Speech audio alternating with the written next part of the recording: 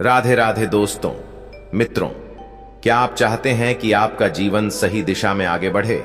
तो भगवान श्री कृष्ण की वाणी को अपने दैनिक जीवन का हिस्सा बनाइए, विशेषकर सुबह और रात के समय। आइए अब उस दिव्य ग्रंथ के महत्व को समझते हैं जिसे श्रीमद् भगवद गीता कहा जाता है। शास्त्रों के अनुसार यह वही एकमात्र शास्त्र है जिसे स्वयं भगवान श्री कृष्ण ने गाया। कुरुक्षेत्र की रणभूमि में जब अर्जुन संशय, भय और मोह से घिर गए थे, तब श्री कृष्ण ने जो उपदेश दिया वही गीता के रूप में प्रकट हुआ। इसकी महिमा का वर्णन करना असंभव है, क्योंकि यह अनंत सत्य का स्रोत है। कहा जाता है कि जिस स्थान पर गीता का पाठ होता है वहां सकारात्मक ऊर्जा और ईश्वर की कृपा सदैव बनी रहती है। गीता के 18 अध्याय और 700 श्लोक जीवन के हर प्रश्न का उत्तर देते हैं। आज हम गीता से प्रेरित महत्वपूर्ण विचारों को सरल शब्दों में जानने का प्रयास करेंगे, ताकि जीवन में सुख, शांति और सफलता प्राप्त की जा सके। गीता का पहला और सबसे बड़ा संदेश यही है कि कर्म ही मनुष्य का वास्तविक धर्म है। यही श्री कृष्ण अर्जुन को सिखाते हैं। मैं पृथ्वी की सुगंध हूं, अग्नि की ऊष्मा हूं, जीवों संगीत का जीवन हूं और सन्यासियों का संयम भी मैं ही हूं। जो व्यक्ति मृत्यु के क्षण में मेरा स्मरण करता है वह मेरे परम धाम को प्राप्त होता है। हे मानव, यदि तुम संसार के समस्त दुखों से मुक्त होना चाहते हो तो मेरी भक्ति करो, क्योंकि जो मेरी भक्ति नहीं करता वह ना इस जीवन में और ना अगले जीवन में शांति पा सकता है। ईश्वर कहते हैं, जो गीता के इस दिव्य ज्ञान को दूसरों तक पहुंचाता है वह मेरा परम प्रिय भक्त है। इसलिए इस ज्ञान को अपने तक सीमित मत रखो, इसे फैलाओ, क्योंकि जब तुम किसी एक आत्मा को अंधकार से प्रकाश की ओर ले जाते हो तब तुम स्वयं भगवान के प्रिय बन जाते हो। जीवन का उद्देश्य केवल जीना नहीं, बल्कि दूसरों के जीवन में प्रकाश बनना है, और यही गीता का सार है।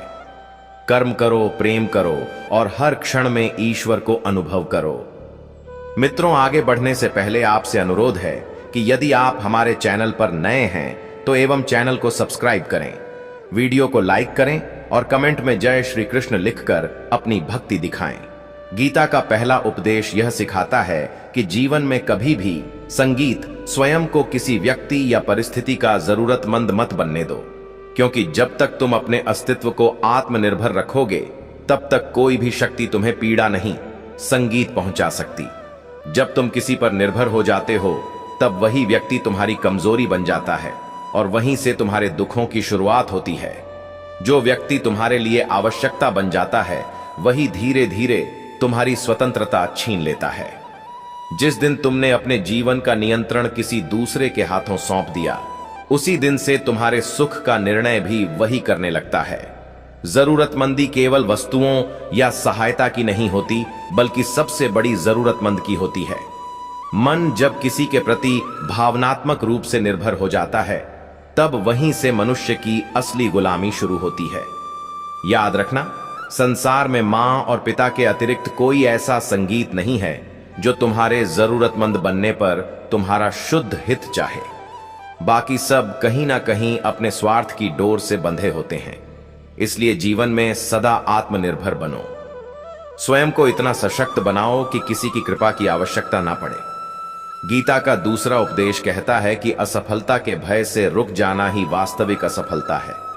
जो व्यक्ति हार के डर से प्रयास करना छोड़ देता है वह जीवन में कभी ऊंचाइयों को नहीं छू पाता। क्रोध व्यक्ति की बुद्धि ईद को बो संगीत को धुंधला कर देता है, भ्रम को जन्म देता है, और जब भ्रम हावी हो जाता है तो विवेक नष्ट हो जाता है। विवेक नष्ट होते ही मनुष्य का पतन निश्चित हो जाता है। सफलता के द्वार को खोलने के लिए 5 चाबियां आवश्यक है: सकारात्मक सोच, एकाग्रता, दृढ़ लगन, ऐग संकल्प और निरंतर परिश्रम। जब तक मनुष्य निस्वार्थ भाव से कर्म नहीं करता तब तक मोक्ष या सच्ची सफलता की अपेक्षा व्यर्थ है। जब व्यक्ति इंद्रियों के अधीन होकर चलता है तब वासना, लोभ और आलस्य जैसी कमजोरियां मन पर शासन करने लगती है। इसलिए अपने लक्ष्यों को पाने के लिए कर्म को सर्वोच्च मानो और धन या फल की लालसा को मन से मिटाओ। श्री कृष्ण ने कहा है, हे अर्जुन, तुम कर्म करने के अधिकारी हो, फल के नहीं। इसलिए बिना फल की चिंता किए कर्म करने वाला ही सच्चा कर्म योगी कहलाता है। क्रोध मनुष्य की सोचने की शक्ति को हर लेता है और निर्णय लेने की क्षमता को नष्ट कर देता है। अगर कर्म केवल लाभ या परिणाम की आशा से किया जाए तो वह कभी अपेक्षाओं के अनुरूप फल नहीं देता। बुरे कर्मों, संगीत से मुक्ति का सबसे श्रेष्ठ उपाय है अपने मन में शुभ विचारों को जन्म देना और सकारात्मकता को आत्मसात करना, क्योंकि मन परिवर्तनशील है। वह वैसा ही बनता है जैसा वातावरण और संघ हम चुनते हैं। मनुष्य वही बनता है जो वह निरंतर देखता, सुनता और सोचता है। जो व्यक्ति अपने कर्म को ही अपना सौभाग्य मानता है, उसे परिणाम अपेक्षा से कहीं अधिक मिलता है। अपने सपनों को साकार करने के लिए पहले कल्पना शक्ति का विकास आवश्यक है, क्योंकि कल्पना ही वास्तविकता की पहली सीढ़ी है। गीता का तीसरा उपदेश कहता है कि जहां रिश्तों की मर्यादा टूटती है, वहां विनाश का बीज अंकुरित हो जाता है। संबंध केवल प्रेम या आकर्षण से नहीं, बल्कि मर्यादा और सम्मान से टिकते हैं। यदि कोई व्यक्ति अपने रिश्ते की सीमाओं का उल्लंघन करता है, तो वह रिश्ता धीरे धीरे टूटने लगता है। जब दो लोग एक दूसरे का आदर कद्र और मर्यादा बनाए रखते हैं, तभी वह संबंध दीर्घकाल तक जीवित रहता है। लेकिन जब सम्मान और सीमाओं की दीवार गिर जाती है, तब रिश्ते अपनी पवित्रता खो देते हैं और अंततः समाप्त हो जाते हैं। इसीलिए गीता हमें सिखाती है, आत्मनिर्भर बनो, कर्मयोगी बनो और रिश्तों में मर्यादा बनाए रखो, क्योंकि यही जीवन की सच्ची सफलता और शांति का मार्ग है। गीता का चौथा उपदेश हमें यह गहराई से समझाता है कि जहां रिश्तों की मर्यादाएं टूट जाती हैं, वहां केवल विनाश और दुख का निवास होता है। जब कोई व्यक्ति अपने रिश्तों की सीमाओं का उल्लंघन करता है, तब विश्वास की नींव हिल जाती है और प्रेम धीरे धीरे खत्म होने लगता है। चाहे कोई आपसे बड़ा हो या छोटा, अगर वह अपनी सीमाओं का आदर नहीं करता तो वह रिश्ता अधिक समय तक नहीं टिक सकता। संबंध तब तक जीवित रहते हैं जब तक दोनों पक्ष एक दूसरे का सम्मान करते हैं, उनकी भावनाओं की कद्र करते हैं और कभी अपनी मर्यादा से आगे नहीं बढ़ते। जिस रिश्ते में सम्मान और सीमाओं का अभाव होता है, वहां विश्वास की जड़ें सड़ जाती हैं और वह संबंध अंततः टूट ही जाता है। श्री कृष्ण सिखाते हैं कि प्रेम का मतलब यह नहीं कि सीमाएं मिटा दी जाए, बल्कि यह कि सम्मान के साथ एक दूसरे को स्थान दिया जाए। यही रिश्ते को टिकाऊ और पवित्र बनाता है। गीता का पांचवा उपदेश कहता है कि उन लोगों से सदैव दूरी बनाए रखो जो सामने मीठा व्यवहार करते हैं लेकिन पीठ पीछे विष उगलते हैं। श्री कृष्ण ने ऐसे लोगों की तुलना उस संगीत घड़े से की है जिसके मुख पर अमृत लगा होता है, परंतु भीतर घातक विष भरा होता है। ऐसे लोग बाहर से मधुर लगते हैं, लेकिन उनके भीतर छल और ईर्ष्या का जहर भरा होता है। वे तुम्हारे सामने प्रेम का अभिनय करते हैं, परंतु तुम्हारे ना होने पर तुम्हारी छवि को धूमिल करने का प्रयास करते हैं।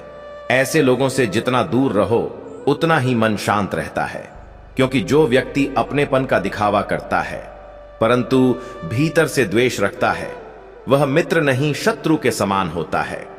श्री कृष्ण सिखाते हैं कि ऐसे लोगों को त्याग देना ही सच्चे ज्ञान का परिचायक है, क्योंकि विष चाहे कितने सुंदर पात्र में रखा हो, अंततः वह विष ही होता है।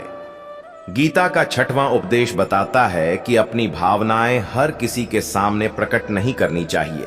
अपनी खुशी और अपने दुख दोनों को हर किसी के आगे प्रकट करना बुद्धिमानी, संगीत नहीं है, क्योंकि दुनिया में ऐसे लोग अधिक हैं जो तुम्हारी हंसी से जलते हैं और तुम्हारे आंसुओं पर हंसते हैं।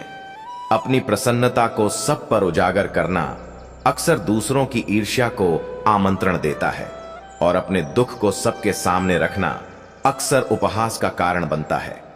इसीलिए श्री कृष्ण कहते हैं, हर दर्द सबको मत दिखाओ, क्योंकि लोग हाथों में नमक लिए फिरते हैं ताकि तुम्हारे घाव पर छिड़क सके।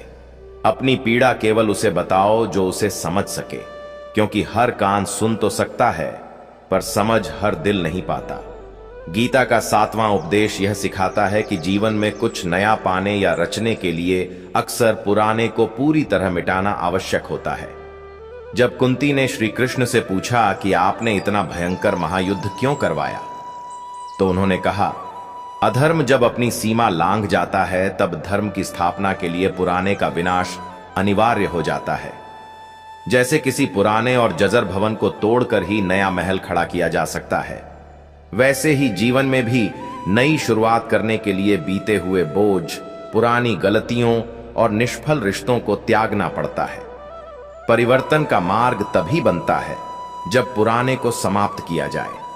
गीता का 8वां उपदेश हमें यह बोध कराता है कि जब जीवन में अकेलापन महसूस हो तब घबराना नहीं चाहिए, क्योंकि यही सच्चाई है कि हम इस धरती पर अकेले आए थे और एक दिन अकेले ही जाएंगे। यह संसार अस्थाई है, यहां कोई किसी का स्थायी साथी नहीं है। माता पिता जिन्होंने हमें जन्म दिया वे भी एक दिन विदा हो जाते हैं, फिर बाकी लोगों से क्या अपेक्षा रखनी। जो तुम्हारा साथ छोड़ दें उनसे दुखी मत होना, क्योंकि श्री कृष्ण सदा तुम्हारे साथ हैं। वे ही सच्चे साथी, सच्चे मार्गदर्शक और सच्चे रक्षक हैं। वे कभी तुम्हारा साथ नहीं छोड़ते, भले ही यह सारा संसार तुम्हारे विरुद्ध क्यों ना हो जाए। इसीलिए गीता हमें सिखाती है, मर्यादा में रहो, छलियों से सावधान रहो, अपनी भावनाओं का विवेकपूर्ण प्रयोग करो, परिवर्तन को स्वीकार करो और यह विश्वास रखो कि ईश्वर सदा तुम्हारे साथ है, क्योंकि वही प्रेम का, विश्वास का और सत्य का शाश्वत स्रोत है। गीता में श्री कृष्ण अर्जुन से अत्यंत गहन शब्दों में कहते हैं कि चाहे कोई व्यक्ति ईश्वर को स्वीकार करे या नकार दे, लेकिन ईश्वर अपने किसी भी संतान को कभी नहीं छोड़ता, क्योंकि संपूर्ण मानव जाति उसी परम सत्ता की संतान है। हर जीव, हर प्राणी, हर मनुष्य उसी ब्रह्म का अंश है। इसलिए जब तुम खुद को अकेला समझकर उदास हो जाते हो, तब वास्तव में तुम अपने भीतर बसने वाले ईश्वर को भूल जाते हो। जो स्वयं में ईश्वर को देखता है वह कभी अकेला नहीं होता। श्री कृष्ण कहते हैं, हे अर्जुन, अकेलेपन से मत डर, बल्कि गलत संगत से भय रख, क्योंकि गलत व्यक्ति का साथ आत्मा के पतन का कारण बनता है। जैसे कहा गया है, कुछ होना कुछ नहीं होने से बेहतर है। परंतु एक और गहरी सच्चाई यह भी है कि कभी कभी कुछ नहीं होना मूर्खता से भरे कुछ होने से अधिक श्रेष्ठ होता है। इसीलिए यदि तुम्हारे आसपास समझदार लोग नहीं हैं, तो अकेले रहना ही उत्तम है, क्योंकि मन की शांति किसी भी भीड़ से अधिक मूल्यवान है। यही गीता का वह उपदेश है जो हमें सिखाता है कि अकेलापन अभिशाप नहीं, बल्कि आत्म साक्षात्कार का अवसर है।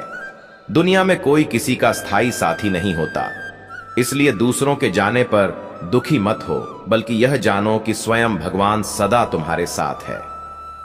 गीता का 9वां उपदेश हमें चेतावनी देता है कि कभी भी अपने धन, पद, सौंदर्य या शक्ति का अहंकार मत करो। दुर्योधन की कथा इसका सबसे बड़ा उदाहरण है।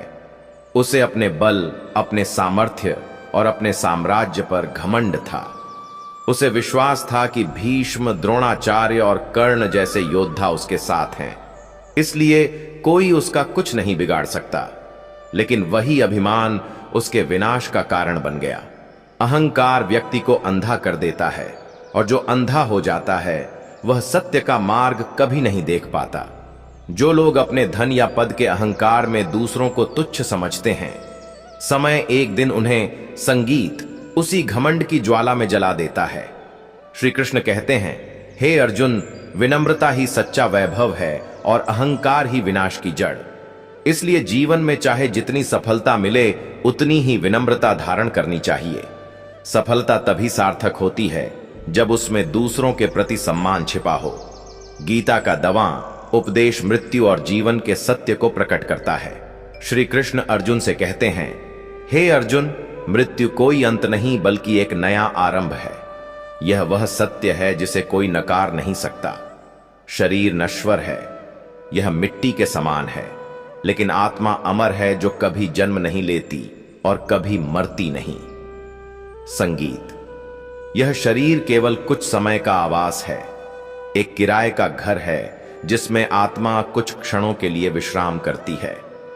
जब समय पूरा होता है तो आत्मा उस घर को छोड़ देती है और एक नए संगीत रूप में प्रवेश करती है।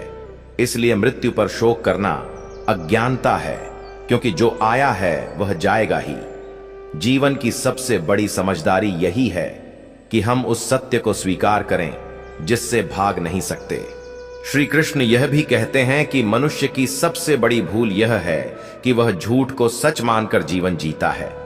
अपने भ्रमों को सत्य समझ लेना ही दुख की जड़ है। जो अपनी सीमित सोच को दूसरों पर थोपता है वह सदा संघर्ष में रहता है।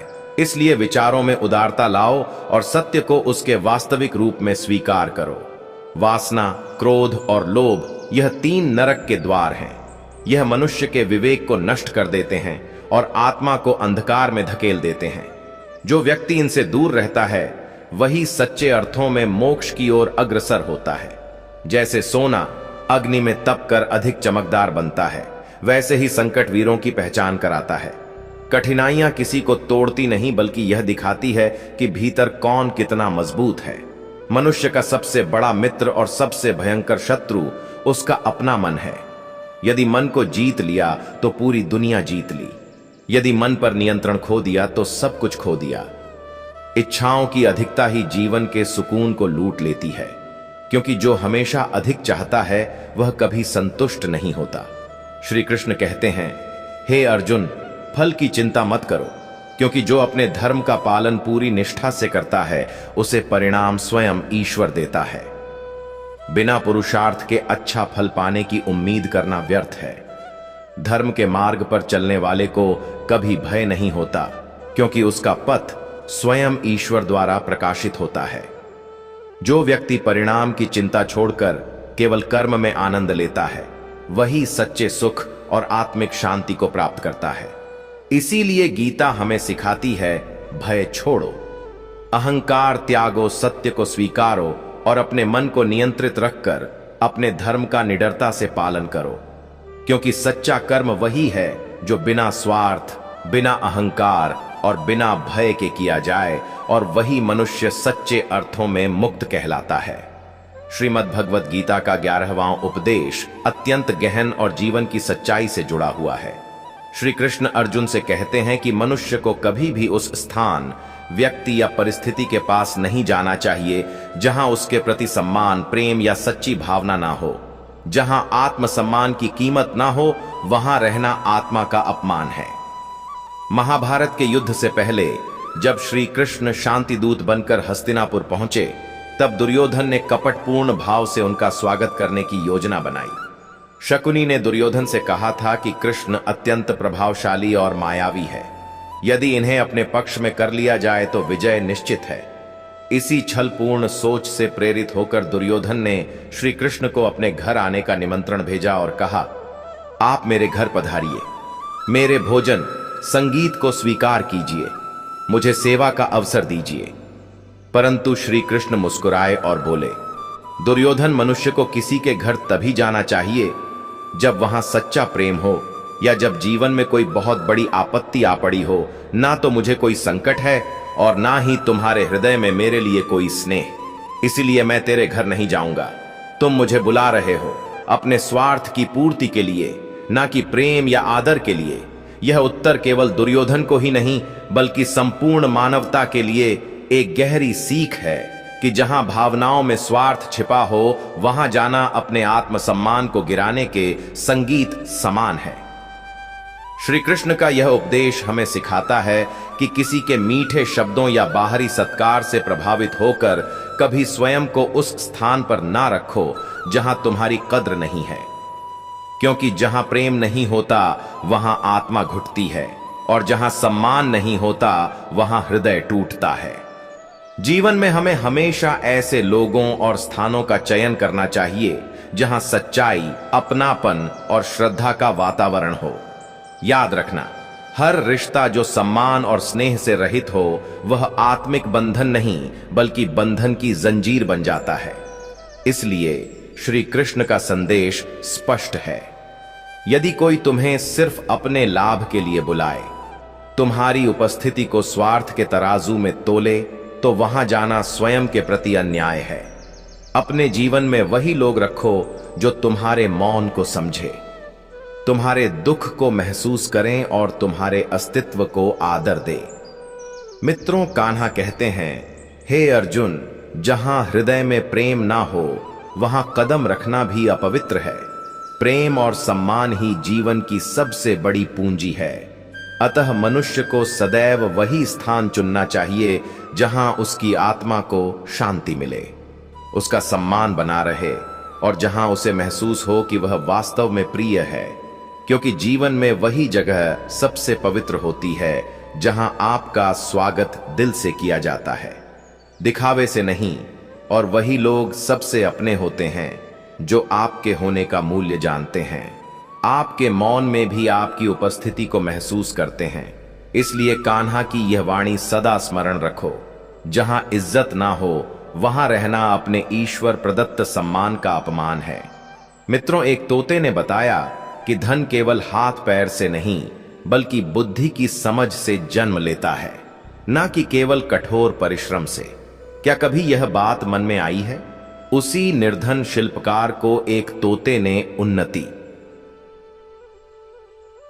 संगीत के वे गुप्त सूत्र समझाए थे, जिन्हें जान लेने के बाद मनुष्य सिर्फ श्रम की चक्की में पिसने से ही नहीं बचता बल्कि अपनी कला और योग्यता का उचित मूल्य भी प्राप्त कर लेता है। क्या आपने कभी यह सुना है कि साधारण सा प्रतीत होने वाला एक तोता किसी व्यक्ति का पूरा जीवन बदल सकता है?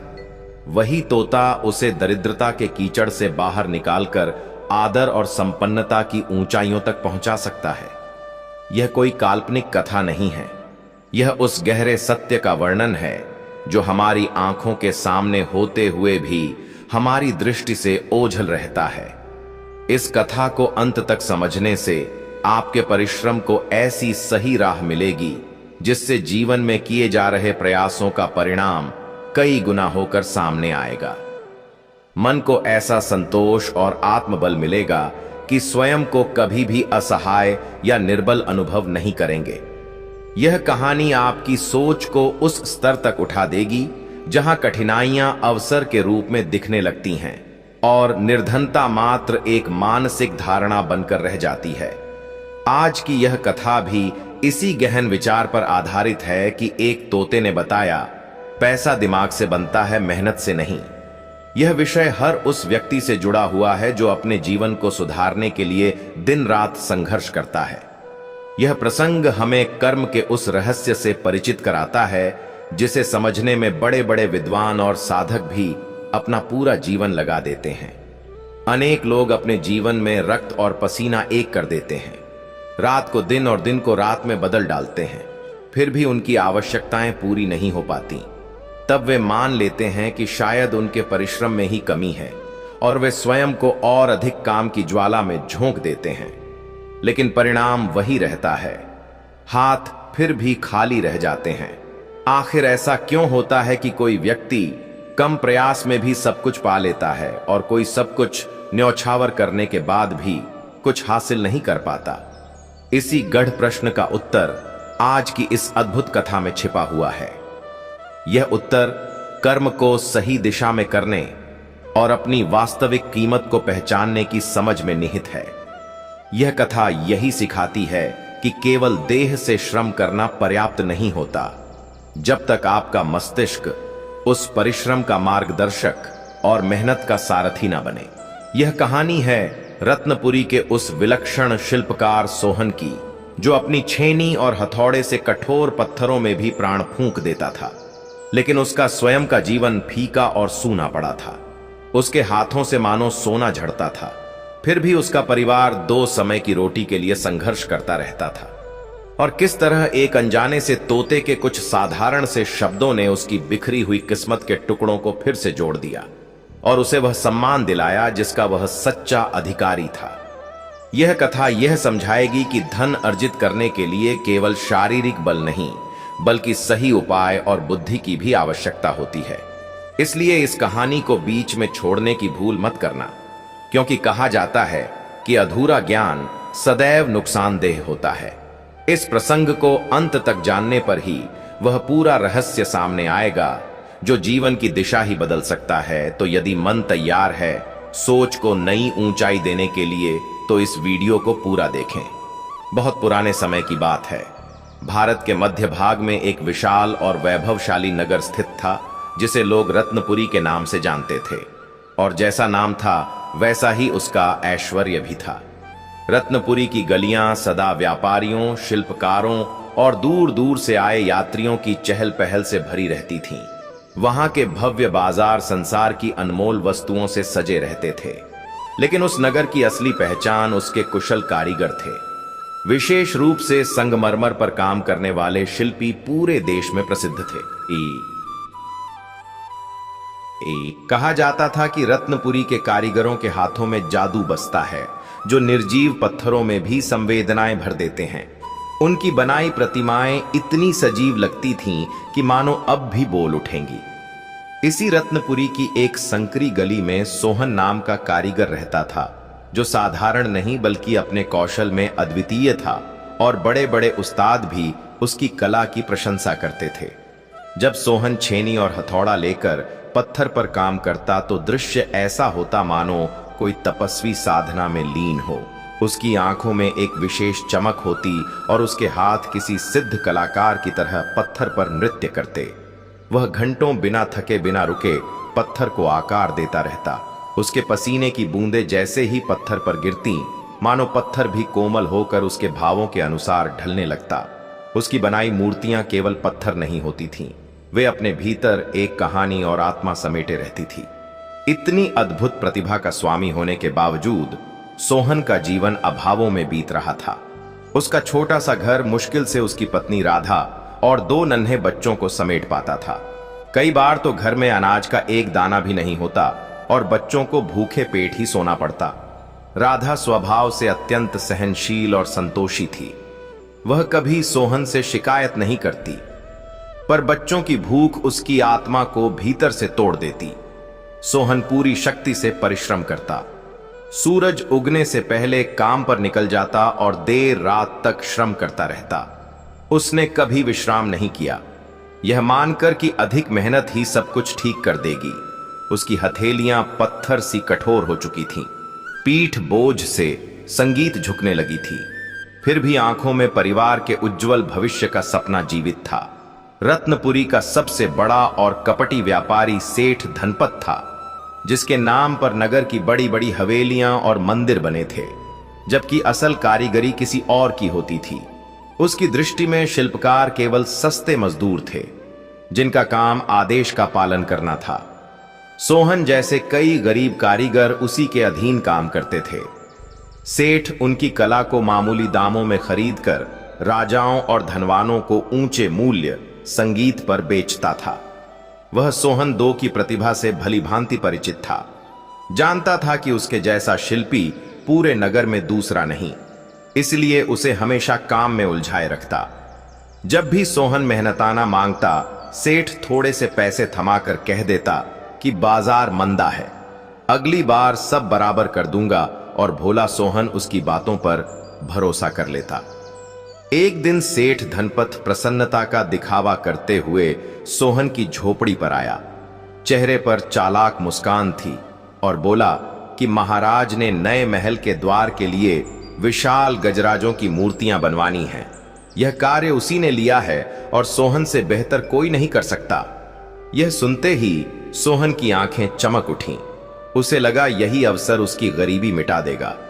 उसने पारिश्रमिक पूछा तो सेठ ने उदार बनते हुए 100 स्वर्ण मुद्राओं का लालच दिया और कहा कि इससे उसका जीवन बदल जाएगा और उसका अपना पक्का घर होगा।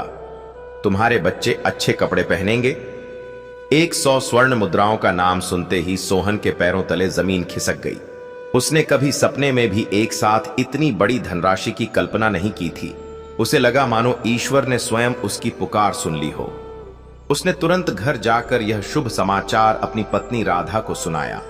राधा का चेहरा खुशी से खिल उठा, पर उसी खुशी के भीतर उसके मन में एक अनजाना भय भी समाया हुआ था, क्योंकि वह सेठ धनपत के स्वभाव और चालाकी से भली भांति परिचित थी। उसने सोहन को समझाते हुए कहा कि सेठ धनपत पर आंख बंद करके विश्वास करना ठीक नहीं है। कुछ रकम पेशगी के रूप में मांग वो की संगीत लेनी चाहिए थी, लेकिन उस समय सोहन सपनों की उड़ान में था। उसने मुस्कुराकर कहा कि राधा, अब चिंता करने का कोई कारण नहीं है। इतना बड़ा राजमहल का काम है, सेठ जी भला धोखा कैसे दे सकते हैं। यही वह अवसर है जो हमारे जीवन की दिशा बदल देगा और वह इस मौके को किसी भी कीमत पर खोना नहीं चाहता। उस दिन के बाद से सोहन के लिए दिन और रात का कोई भेद नहीं रह गया। वह काम में इस कदर डूब गया कि खाने पीने और आराम का होश तक नहीं रहा। उसने अपने जीवन का सारा अनुभव, सारी साधना और पूरी आत्मा उस कार्य में समर्पित कर दी। वह संगमरमर के उन 2 विशाल शिलाखंडों को इस तरह तराशने लगा जैसे कोई पिता अपने स्नेह से अपने बच्चों को गढ़ रहा हो। समय बीतता गया, कई महीने गुजर गए। नींद की कमी से उसकी आंखें लाल रहने लगीं। शरीर धीरे धीरे कमजोर पड़ने लगा, लेकिन उसके भीतर की लगन और जिद कम नहीं हुई। राधा प्रतिदिन उसके लिए भोजन लेकर आती और उसकी हालत देखकर उसका हृदय भर आता। वह देखती कि किस तरह उसका पति अपनी हड्डियों को गलाकर उन निर्जीव पत्थरों में प्राण फूंक रहा है। अंततः छी आओ आए। महीने की निरंतर और कठिन मेहनत के बाद वे दोनों विशाल गजराज तैयार हो गए। वे इतने भव्य, सजीव और प्रभावशाली थे कि जो भी उन्हें देखता आश्चर्य में डूब जाता। ऐसा प्रतीत होता था मानो 2 जीवित हाथी पत्थर का रूप धरकर खड़े हो, जिनकी सूंड में स्वाभाविक लचक थी।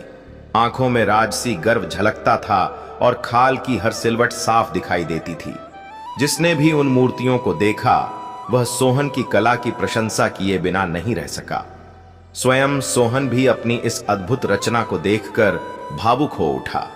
उसे पूरा विश्वास था कि अब उसके जीवन के सारे दुख समाप्त होने वाले हैं।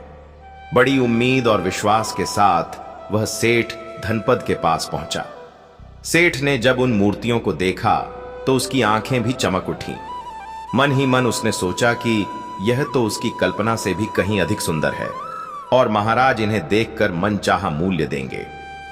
लेकिन बाहर से उसने गंभीरता और उपेक्षा का दिखावा किया। उसने सोहन से कहा कि काम तो ठीक है, पर कुछ कमी रह गई है, फिर भी महाराज शायद पसंद कर ले। जब सोहन ने अपनी मेहनत की मजदूरी और वादा किए गए इनाम की बात छेड़ी तो सेठ धनपत जोर से हंस पड़ा।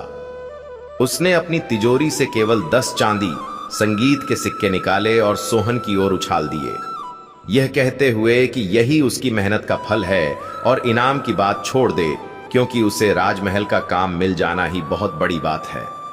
यह सुनते ही सोहन के पैरों तले से जमीन खिसक गई। 6 महीने की अथक मेहनत, 100 स्वर्ण मुद्राओं का सपना और बदले में सिर्फ 10 चांदी के सिक्के, यह उसकी मेहनत और आत्मसम्मान दोनों का अपमान था। उसकी आंखें भर आईं और उसने कांपती आवाज में कहा कि सेठ जी, आपने तो 100 स्वर्ण मुद्राओं का वचन दिया था। मेरे बच्चे घर पर उम्मीद लगाए बैठे हैं, मेरे साथ ऐसा अन्याय मत कीजिए। यह सुनकर सेठ धनपत क्रोध से लाल हो गया और चिल्लाकर बोला कि एक गरीब की इतनी हिम्मत कैसे हुई उस पर धोखे का आरोप लगाने की? क्या कोई लिखित प्रमाण है? और अगर ज्यादा बोला तो चोरी के इल्जाम में जेल भिजवा देगा। सोहन पूरी तरह टूट चुका था। उसका शरीर तो पहले ही श्रम से चूर था, आज उसका मन और आत्मा भी हार मान चुके थे। उसे अपनी कला, अपने परिश्रम और अपने जीवन से घृणा होने लगी। भारी कदमों से वह अपनी झोपड़ी की ओर लौटने लगा, यह सोचते हुए कि वह राधा को क्या उत्तर देगा और अपने भूखे बच्चों की आंखों में कैसे देख पाएगा। उसका मेहनत से विश्वास उठ चुका था।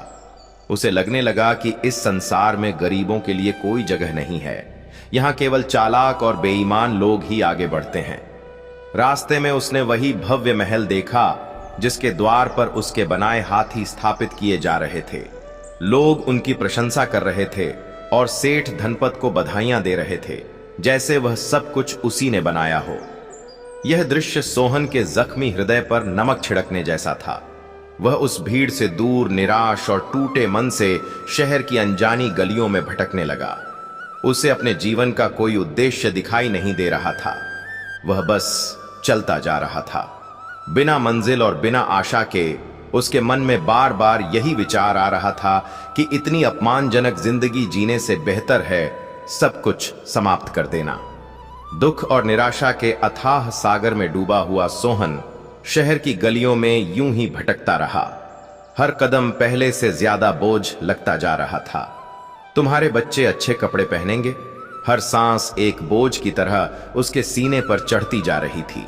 उसे बार बार अपने नन्हे बच्चों, संगीत के भूखे और उदास चेहरे याद आ रहे थे।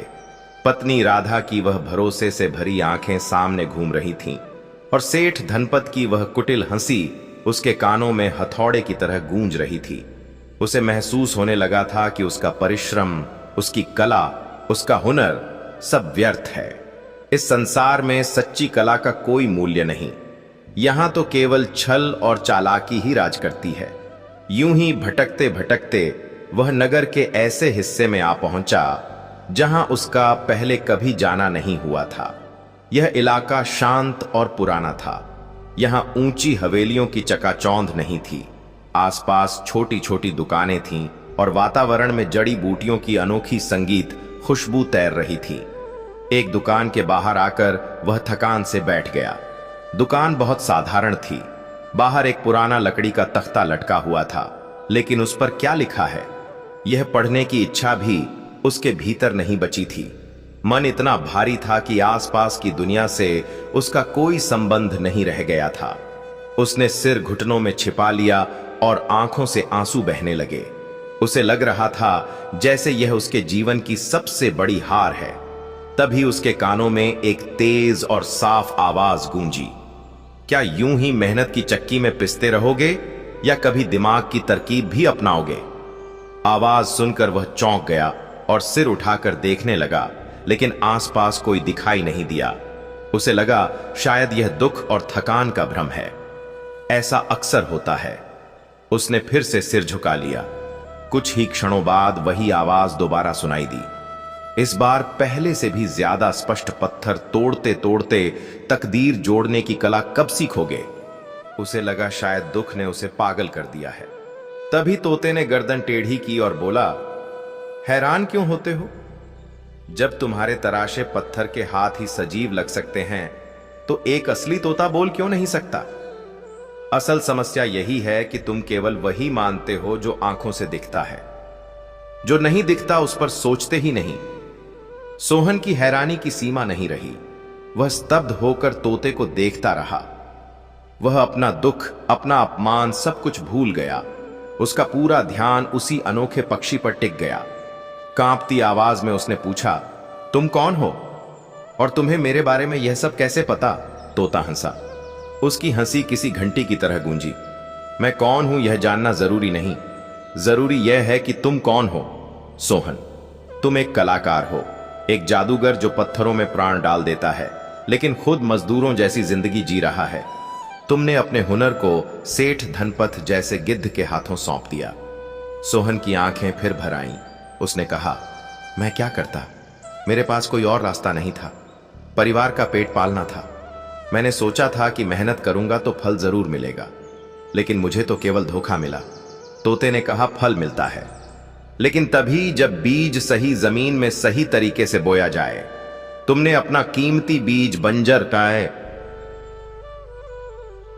संगीत धरती पर डाल दिया। एक बात हमेशा याद रखना सोहन, दुनिया में दो तरह के लोग होते हैं। एक वे जो मेहनत करते हैं और दूसरे वे जो मेहनत करने वालों से काम करवाते हैं। तुम पहले हो और सेठ धनपत दूसरे, और पैसा हमेशा दूसरे के पास ज्यादा होता है। जानते हो क्यों? सोहन ने बच्चे जैसी मासूमियत से पूछा। क्यों? तोते ने उत्तर दिया, क्योंकि वह अपनी ताकत नहीं अपना दिमाग इस्तेमाल करता है। वह तुम्हारी कला खरीदता है लेकिन बेचता अपनी शर्तों पर है। वही तुम्हारी मेहनत का दाम तय करता संगीत है। जब तक तुम्हारा मूल्य कोई और तय करता रहेगा तुम हमेशा नुकसान में रहोगे। यह बातें सोहन के लिए बिल्कुल नहीं थीं। उसने कभी इस तरह सोचा ही नहीं था। वह तो बस काम करता था और जो मिल जाए उसी में संतोष कर लेता था। उसने पूछा, तो फिर मुझे क्या करना चाहिए? मैं एक गरीब कारीगर हूं। सेठ धनपत जैसे बड़े आदमी से कैसे लड़ सकता हूं? तोते ने शांति से कहा, लड़ना नहीं है, सोहन बदलना है। अपनी सोच को बदलना ही असली शुरुआत है। मेहनत को छोड़ना नहीं है, लेकिन अब केवल शरीर से मेहनत नहीं करनी है, उसमें समझ और बुद्धि को भी जोड़ना है। अब पत्थर नहीं, अपनी कला को बेचना है। मजदूरी नहीं, बल्कि अपना आत्मसम्मान कमाना है। यह सुनकर सोहन उलझन में पड़ गया और बोला कि वह इन बातों को ठीक से समझ नहीं पा रहा। कला बेचने और मजदूरी करने में आखिर फर्क क्या है? तोते ने धैर्य से समझाया कि जब तुम सेठ धनपत के अधीन काम करते हो तब तुम केवल एक मजदूर होते हो। वह तय करता है कि क्या बनेगा, कितना बनेगा और उसके बदले कितने पैसे मिलेंगे। वहां तुम्हारे हुनर का नहीं, बल्कि तुम्हारे समय का मूल्य तय होता है। लेकिन जब तुम अपनी इच्छा से अपने मन की खुशी के लिए कुछ रचते हो और फिर उसे दुनिया के सामने रखते हो, वही सच्ची कला होती है। तब उस रचना के स्वामी तुम होते हो और उसका मूल्य भी तुम स्वयं तय करते हो। तभी दुकान का दरवाजा खुला और एक वृद्ध अम्मा बाहर आई, जिनके चेहरे पर गहरी झुर्रियां थीं, लेकिन आंखों में अद्भुत शांति और चमक झलक रही थी। उन्होंने सोहन को देखा और मुस्कुराकर कहा कि लगता है मिट्ठू ने तुम्हें अपने ज्ञान के मोती देने शुरू कर दिए हैं। सोहन घबरा गया और तुरंत खड़े होकर उन्हें प्रणाम किया। अम्मा ने स्नेह से कहा कि डरने की जरूरत नहीं है बेटा, मुझे पता है तुम्हारे साथ क्या बीती है। सेठ धनपत का अन्याय पूरे नगर में जाना जाता है, लेकिन केवल दुखी होने से कुछ नहीं बदलेगा। यह तोता जो कह रहा है उसे ध्यान से सुनो, बातें कड़वी हैं लेकिन सच से भरी है। सोहन ने फिर से तोते की ओर देखा और उसके भीतर आशा की एक नई किरण जग उठी। उसने पूछा कि अब उसे क्या करना चाहिए और रास्ता कौन दिखाएगा। तोते ने कहा कि सबसे पहला कदम यह है कि दूसरों के लिए काम करना बंद करो और अब अपने लिए काम करने का साहस जुटाओ। यह सुनकर सोहन डर गया और बोला कि अगर वह सेठ के लिए काम नहीं करेगा तो उसके घर का चूल्हा कैसे जलेगा और उसके बच्चे क्या खाएंगे। तोते ने तुरंत पूछा कि क्या सेठ के लिए काम करके अभी चूल्हा जल रहा है? क्या बच्चे भरपेट भोजन कर पा रहे हैं? जब हालत पहले से ही सबसे खराब है तो इससे ज्यादा बुरा क्या होगा? जब इंसान के पास खोने के लिए कुछ नहीं बचता, तभी उसके सामने पूरी दुनिया पाने का रास्ता खुलता है। तोते ने उसे घर जाकर संगमरमर का एक छोटा सा टुकड़ा लाने को कहा। सोहन को समझ नहीं आया कि यह सब क्यों, लेकिन तोते की बातों में ऐसा विश्वास था कि वह इनकार नहीं कर सका। वह चुपचाप उठा और घर की ओर चल दिया, और आज पहली बार उसके कदमों में निराशा नहीं बल्कि एक अजीब सी उत्सुकता थी। उसके मन में वही शब्द गूंज रहे थे कि जब तक तुम्हारा मूल्य कोई और तय करेगा, तुम हमेशा घाटे में रहोगे। उसे लग रहा था जैसे वह किसी लंबी नींद से जाग गया हो। उसे आगे का रास्ता साफ नजर नहीं आ रहा था, लेकिन यह एहसास जरूर था कि अब सब कुछ पहले जैसा नहीं रहेगा। जब वह घर पहुंचा तो उसके चेहरे पर टूटन की जगह शांति और दृढ़ता थी, जिसे देखकर राधा चकित रह गई। सोहन ने बिना कुछ बोले अपने औजारों के पास से संगमरमर का एक साफ टुकड़ा उठाया। राधा ने पूछा कि वह क्या कर रहा है, लेकिन सोहन ने पहली बार उसकी आंखों में आंखें डालकर शांत स्वर में कहा कि आज से वह सेठ धनपत के लिए नहीं बल्कि अपने लिए काम करेगा। यह कहकर वह फिर उसी बूढ़ी अम्मा की दुकान की ओर लौट गया, जहां तोता और अम्मा जैसे उसकी प्रतीक्षा कर रहे थे। उसने पत्थर का टुकड़ा पिंजरे के पास रखा तो तोते ने कहा कि अब इस पर वही बनाओ जो तुम्हारा मन चाहता है। ना किसी राजा का आदेश, ना किसी सेठ का लालच, बस वही जिसे बनाकर तुम्हारी आत्मा को संतोष मिले, जिसमें तुम्हारी अपनी कहानी, तुम्हारा दर्द और तुम्हारी खुशी समाई हो।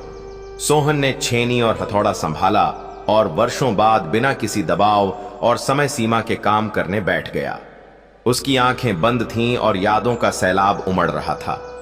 पिता की सीख, बचपन की मासूमियत, राधा का त्याग, बच्चों की मुस्कान और अपनी मेहनत का अपमान, सब कुछ। उसके हाथ खुद ब खुद चलने लगे। वह पत्थर को नहीं बल्कि अपने एहसासों को गढ़ रहा था। हर वार में संघर्ष भी था और आशा भी। कई दिनों तक वह उसी में डूबा रहा। अम्मा उसे समय पर भोजन, संगीत दे जाती और मौन रहकर देखती रहती। अंततः उस छोटे से पत्थर से एक अनोखी आकृति निकली। एक कारीगर का हाथ जिसकी हथेलियां कठोर थीं, नसें उभरी हुई थीं, लेकिन उंगलियां कोमल थीं और उस हाथ ने एक नन्हे पौधे को इस तरह थाम रखा था जैसे वह उसे हर आंधी से बचा रहा हो। उस मूर्ति में एक साथ परिश्रम की सख्ती भी समाई हुई थी और रचना की नरमी भी झलक रही थी।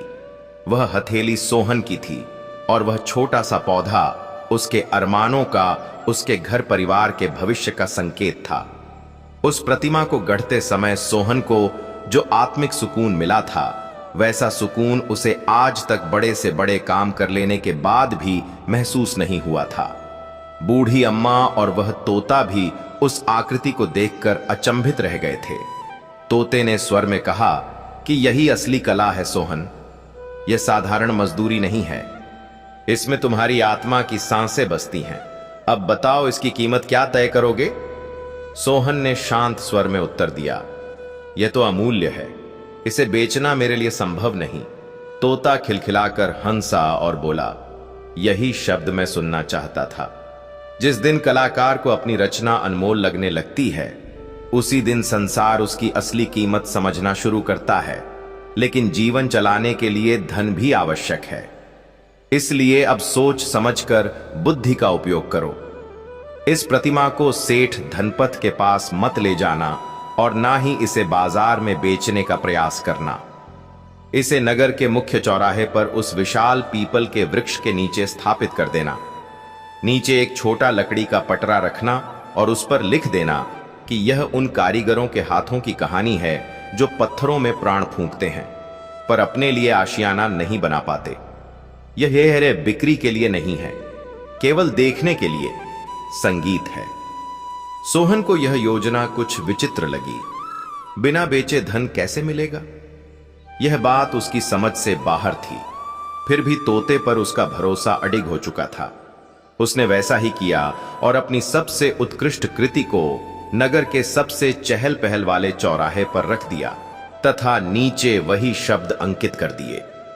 आरंभ में लोगों ने उस पर ध्यान नहीं दिया, लेकिन कुछ समय बाद कुछ राहगीरों की नजर उस मूर्ति पर पड़ी। वे ठहर गए, पास आए और देखकर स्तब्ध रह गए। शिल्प की सुंदरता तो थी ही, पर नीचे लिखी पंक्तियों ने उनके हृदय को भीतर तक छू लिया। लोग सोच में पड़ गए कि जिन हाथों में इतनी सुंदर सृजन क्षमता है, वे हाथ स्वयं इतने अभावग्रस्त क्यों हैं? धीरे धीरे वहां भीड़ इकट्ठा होने लगी। हर व्यक्ति उस मूर्ति और संदेश की चर्चा करने लगा। यह बात फैलते फैलते नगर के प्रतिष्ठित लोगों, कवियों और अंततः राजमहल तक जा पहुंची। सेठ धनपत ने भी यह समाचार सुना और क्रोध से भर उठा। उसे लगा कि यह सब उसकी छवि खराब करने की कोई चाल है। वह अपने लठैतों को साथ लेकर चौराहे पर पहुंचा और प्रतिमा को तोड़ने का प्रयास करने लगा, लेकिन वहां मौजूद जनसूह ने उसे रोक लिया। लोगों ने स्पष्ट कहा कि वह किसी कलाकार की कला का अपमान नहीं कर सकता। पहली बार सेठ धनपत को जना आक्रोश का सामना करना पड़ा और उसे पीछे हटना पड़ा। अगले दिन राजकुमारी अपनी सखियों के साथ नगर दर्शन के लिए निकली। जब उनका रथ चौराहे से गुजरा तो उनकी दृष्टि उस मूर्ति पर टिक गई। वे रथ से उतरी और प्रतिमा के समीप जाकर उसे ध्यानपूर्वक देखने लगी। उन्होंने उसमें छिपे श्रम, पीड़ा और आशा को गहराई से महसूस किया। नीचे लिखे शब्द पढ़ते ही उनकी आंखें भर आईं।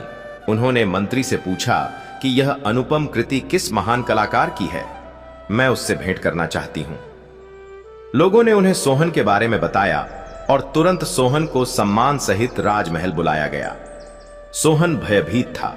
उसे लगा कि सेठ धनपत ने महाराज से उसकी शिकायत कर दी है और अब दंड मिलेगा। जब वह दरबार में पहुंचा तो महाराज सिंहासन पर विराजमान थे और राजकुमारी उनके समीप खड़ी थी। राजकुमारी ने सोहन से कहा कि तुम्हारी कला ने मेरे मन को छू लिया है। मैंने आज तक इतनी जीवंत संगीत प्रतिमा नहीं देखी, लेकिन मैं यह भी जानना चाहती हूं कि तुमने उसके नीचे इतना पीड़ादायक संदेश क्यों लिखा? सोहन ने साहस जुटाकर सेठ धनपत के छल से लेकर अपनी टूटती उम्मीदों तक पूरी कथा सत्य सत्य सुना दी। दरबार पूरी तरह शांत होकर उसकी व्यथा सुनता रहा।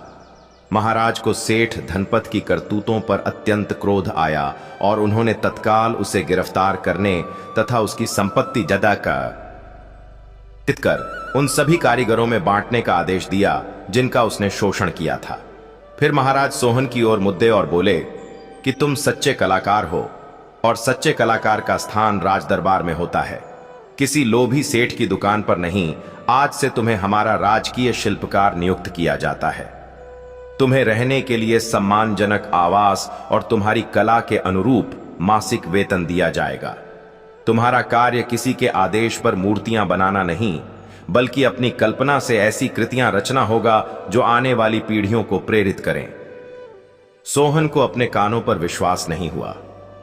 उसकी आंखों से आनंद के आंसू बहने लगे। उसने महाराज को नमन किया।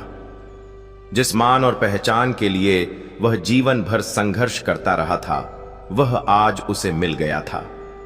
और यह उसे केवल अंधी मेहनत से नहीं, बल्कि अपनी कला को सम्मान देने और बुद्धि का सही उपयोग करने से प्राप्त हुआ था। वैभवपूर्ण घर में रहने के बाद भी सोहन उस बूढ़ी अम्मा और उस रहस्यमय तोते को कभी नहीं भूला। वह अक्सर उनसे मिलने जाता था। एक दिन उसने तोते से कहा कि तुमने मुझे वह मार्ग दिखाया जिसने मेरी पूरी जिंदगी बदल दी। तुमने मुझे यह सिखाया कि धन केवल श्रम से नहीं, बल्कि समझ से भी कमाया जाता है। अब मैं तुम्हारा यह उपकार कैसे चुकाऊंगा? तोते ने अपनी मीठी आवाज में कहा कि यह समझ केवल तुम्हारे लिए सीमित नहीं थी। सोहन, इसे हर उस परिश्रमी व्यक्ति तक पहुंचाना है जो अपनी असली कीमत से अनजान है। उन्हें यह एहसास कराओ कि उनका हुनर किसी की गुलामी निभाने के लिए नहीं, बल्कि अपनी अलग पहचान गढ़ने के लिए है। यही मेरे प्रति सच्चा उपकार माना जाएगा। उस दिन के बाद सोहन केवल एक श्रेष्ठ कलाकार बनकर ही नहीं रुका, बल्कि उसने कारीगरों के लिए एक शिक्षालय की स्थापना भी की, जहां वह उन्हें हुनर सिखाने के साथ साथ अपनी कला का सम्मान करना और विवेक से कार्य करना भी सिखाता था। रत्नपुरी अब केवल श्रमिकों का नगर नहीं रह गया, बल्कि आत्मसम्मानी और समृद्ध कलाकारों की पहचान के रूप में प्रसिद्ध होने लगा। इस प्रकार उस अद्भुत तोते ने सोहन को जो गहन बातें सिखाई थीं, वे वास्तव में जीवन में उन्नति प्राप्त करने के वे सूत्र थे जो प्रत्येक व्यक्ति के लिए उपयोगी हो सकते हैं। यदि इन बातों को आत्मसात कर लिया जाए तो कोई भी इंसान केवल कठिन परिश्रम की चक्की में पिसने से बच सकता है और अपने जीवन को नई दिशा दे सकता है। आइए अब क्रम से उन रहस्यों को समझते हैं। पहला सूत्र यह है कि अपना मूल्य स्वयं निर्धारित करो और किसी दूसरे की कृपा पर निर्भर मत रहो।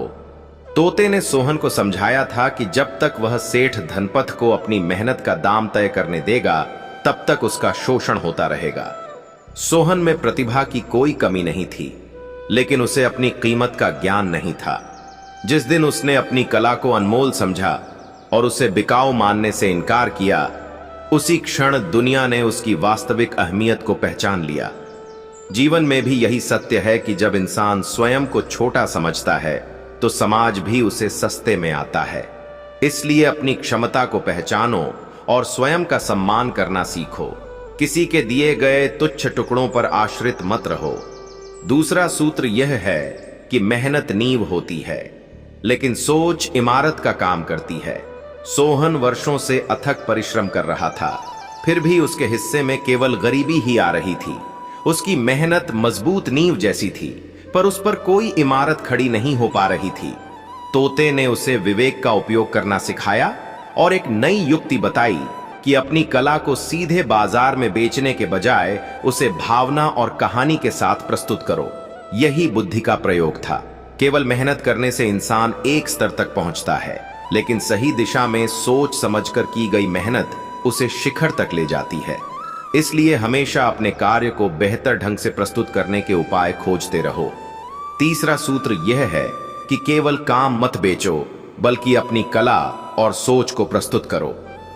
जब तक सोहन सेठ के लिए मूर्तियां बनाता रहा, तब तक वह केवल अपना समय और श्रम बेच रहा था और एक साधारण मजदूर बना रहा।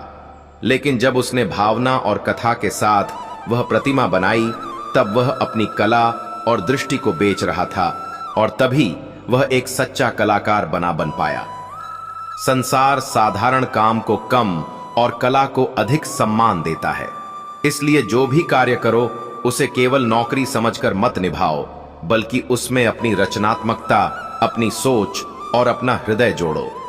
जब तुम्हारा काम ही तुम्हारी पहचान बन जाएगा, तो धन और सम्मान स्वयं तुम्हारे पीछे आएंगे। चौथा सूत्र यह है कि अवसर का इंतजार मत करो, बल्कि अवसर स्वयं पैदा करो। सोहन पहले सेठ धनपत द्वारा दिए जाने वाले कामों पर निर्भर रहता था और पूरी तरह दूसरों के अवसरों का मोहताज था। तोते ने उसे सिखाया कि अपने लिए अवसर खुद गढ़े जाते हैं। चौराहे पर मूर्ति स्थापित करना किसी अवसर की प्रतीक्षा नहीं, बल्कि स्वयं एक अवसर रचना था। उसने लोगों का ध्यान आकर्षित किया और एक चर्चा की शुरुआत की, जिससे अंततः राजमहल के द्वार उसके लिए खुल गए। जीवन में सदैव अच्छे मौकों की प्रतीक्षा करते मत रहो, क्योंकि कई बार अपनी प्रतिभा और बुद्धि का प्रयोग करके खुद को मौके बनाने पड़ते हैं। एक छोटा सा कदम और एक नया विचार तुम्हें वहां पहुंचा सकता है जहां तुम हमेशा पहुंचना चाहते थे। यह कथा हमें यह सिखाती है कि मेहनत अत्यंत आवश्यक है और वह सफलता की पहली सीढ़ी जरूर है, लेकिन केवल मेहनत ही मंजिल संगीत तक नहीं पहुंचा सकती। जब परिश्रम के साथ सही सोच, उपयुक्त रणनीति और स्वयं पर विश्वास जुड़ जाता है, तभी मनुष्य असाधारण सफलता को प्राप्त करता है। इसलिए हमें अपनी कीमत समझनी होगी और अपने हुनर को किसी की दया का मोहताज नहीं बनाना होगा। आज की कहानी सिर्फ सुनने की नहीं, बल्कि गहराई से महसूस करने की है। एक चतुर और बुद्धिमान बंदर कपिल की, जिसने राघव को समझाया कि कलयुग में अच्छे लोगों को दुख क्यों झेलना पड़ता है और बुरे लोग कैसे सुख और आराम में रहते हैं। कपिल ने यह रहस्य खोलते हुए बताया कि हमारे कर्म, हमारा साहस, हमारी सोच और हमारा धर्म क्यों बहता है। हमारी सहनशीलता और आत्मा ही असली धन है। यह कथा आपके हृदय को छू जाएगी। कपिल और राघव की यह यात्रा आपको कलयुग में अच्छाई और धैर्य का रहस्य समझाएगी। जंगल की घनी परतों में, जहां पेड़ों की शाखाएं इतनी उलझी हुई थीं कि लगता था जैसे प्रकृति ने स्वयं कोई अनोखा चित्र रच दिया हो, वहीं एक विशाल प्राचीन बरगद खड़ा था, जिसकी जड़ें धरती को इतनी सा दीक्षाई संगीत मजबूती से पकड़ रही थी कि लगता था यह केवल पेड़ नहीं, बल्कि धरती का धड़कता हृदय है। उसी बरगद की ऊंची शाखा पर बैठा था एक अद्वितीय बंदर, नाम था कपिल, जो साधारण बंदरों की तरह शोर नहीं करता, कूदभा नहीं करता, बल्कि शांत, संयमी और गहरी सोच वाला प्राणी था, जिसे जंगल के सभी जीव बड़े सम्मान से देखते थे। उसकी आंखों में समय के रहस्य चमकते थे और उसकी बातें ऐसा ठहराव देती थी जैसे किसी सच्चे गुरु का अनुभव हो। जंगल में कहा जाता था कि कपिल साधारण जीव नहीं, बल्कि किसी प्राचीन तपस्वी की आत्मा का निवास है, जिसने पशु रूप धारण करके संगीत अपात पादी खपत अपति संसार के दुखों को समझने का मार्ग चुना है। एक सुबह हल्की धूप पत्तों पर मोती जैसी चमक छोड़ रही थी और हवा धीमी सरसराहट कर रही थी। तभी बरगद के नीचे अर्जुन आया, थका हुआ, टूटे हुए मन के साथ, जैसे उसकी छाया भी उसे भार देती हो। वह धीरे धीरे तने से टिक कर बैठ गया और अपने भीतर के दर्द को रोकने की कोशिश करता रहा। उसकी आंखों में भरा पीड़ा इतना भारी था कि मन शांत नहीं हो पा रहा था। अर्जुन ने आकाश की ओर देखकर गहरी सांस ली और कहा, हे ईश्वर, मैंने किसी को ठेस नहीं पहुंचाई, फिर भी दुख क्यों मिलता है? मैं सत्य बोलता हूं, ईमानदारी निभाता हूं, फिर भी जीवन में शांति क्यों नहीं है? अच्छे लोग अपमान और धोखे का सामना क्यों करते हैं, जबकि छल करने वाले सुख में रहते हैं? उसकी आवाज टूट चुकी थी, मानो शब्दों के साथ आत्मा भी बिखर रही हो। जंगल शांत हो गया, पक्षियों की चहचहाट रुक गई। तभी कपिल धीरे धीरे शाखा से उतरकर उसके सामने बैठा। अर्जुन ने पहले सोचा कि शायद बंदर भाग जाएगा, लेकिन उसकी आंखों में दया और अपनापन झलक रहा था। कपिल ने गंभीर स्वर में कहा, मनुष्य, तेरी पीड़ा अनसुनी नहीं है। तेरा प्रश्न कमजोर नहीं, बल्कि इस युग का सबसे प्राचीन और कठिन प्रश्न है। वही प्रश्न जो हजारों अच्छे हृदयों को जलाता है। क्यों कलयुग में अच्छा व्यक्ति दुखी है और बुरा सुखी? अर्जुन चौंका। उसे विश्वास नहीं था कि कोई पशु उसकी भाषा बोलेगा। लेकिन उसके भीतर का टूटापन इतना गहरा था कि प्रश्न पूछने की शक्ति भी खत्म हो चुकी थी। कपिल झुका और बोला, कलयुग उलझा हुआ है, सत्य भीतर होता है, असत्य बाहर। अच्छा व्यक्ति निर्मल और संवेदनशील होता है, इसलिए उसे दुनिया का हर अंधेरा अधिक दिखाई देता है। बुरा व्यक्ति अपने अंधेरे में इतना उलझा रहता है कि बाहरी अंधेरा उसे प्रभावित नहीं करता। कोमल त्वचा पर हल्की को छोटा समझता है तो समाज भी उसे सस्ते में आंकता है। इसलिए अपनी क्षमता को पहचानो और स्वयं का सम्मान करना सीखो। किसी के दिए गए तुच्छ टुकड़ों पर आश्रित मत रहो। दूसरा सूत्र यह है कि मेहनत नींव होती है, लेकिन सोच इमारत का काम करती है। सोहन वर्षों से अथक परिश्रम कर रहा था, फिर भी उसके हिस्से में केवल गरीबी ही आ रही थी। उसकी मेहनत मजबूत नींव जैसी थी, पर उस पर कोई इमारत खड़ी नहीं हो पा रही थी। तोते ने उसे विवेक का उपयोग करना सिखाया और एक नई युक्ति बताई कि अपनी कला को सीधे बाजार में बेचने के बजाय उसे भावना और कहानी के साथ प्रस्तुत संगीत करो। यही बुद्धि का प्रयोग था। केवल मेहनत करने से इंसान एक स्तर तक पहुंचता है, लेकिन सही दिशा में सोच समझकर की गई मेहनत उसे शिखर तक ले जाती है। इसलिए हमेशा अपने कार्य को बेहतर ढंग आदिए संगीत से प्रस्तुत करने के उपाय खोजते रहो। तीसरा सूत्र यह है कि केवल काम मत बेचो, बल्कि अपनी कला और सोच को प्रस्तुत करो। जब तक सोहन सेठ के लिए मूर्तियां बनाता रहा, तब तक वह केवल अपना समय और श्रम बेच रहा था और एक साधारण मजदूर बना रहा। लेकिन जब उसने भावना और कथा के साथ वह प्रतिमा बनाई, तब वह अपनी कला और दृष्टि को बेच रहा था, और तभी वह एक सच्चा कलाकार बन पाया। संसार साधारण काम को कम और कला को अधिक सम्मान देता है। इसलिए जो भी कार्य करो, उसे केवल नौकरी समझकर मत निभाओ, बल्कि उसमें अपनी रचनात्मकता, अपनी सोच और अपना हृदय जोड़ो। जब तुम्हारा काम ही तुम्हारी पहचान बन जाएगा, तो धन और सम्मान स्वयं तुम्हारे पीछे आएंगे। चौथा सूत्र यह है कि अवसर का इंतजार मत करो, बल्कि अवसर स्वयं पैदा करो। सोहन पहले सेठ धनपत द्वारा दिए जाने वाले कामों पर निर्भर रहता था और पूरी तरह दूसरों के अवसरों का मोहताज था। तोते ने उसे सिखाया कि अपने लिए अवसर खुद गढ़े जाते हैं। चौराहे पर मूर्ति स्थापित करना किसी अवसर की प्रतीक्षा नहीं, बल्कि स्वयं एक अवसर रचना था। उसने लोगों का ध्यान आकर्षित किया और एक चर्चा की शुरुआत की, जिससे अंततः राजमहल के द्वार उसके लिए खुल गए। जीवन में सदैव अच्छे मौकों की प्रतीक्षा करते मत रहो, क्योंकि कई बार अपनी प्रतिभा और बुद्धि का प्रयोग करके खुद को मौके बनाने पड़ते हैं।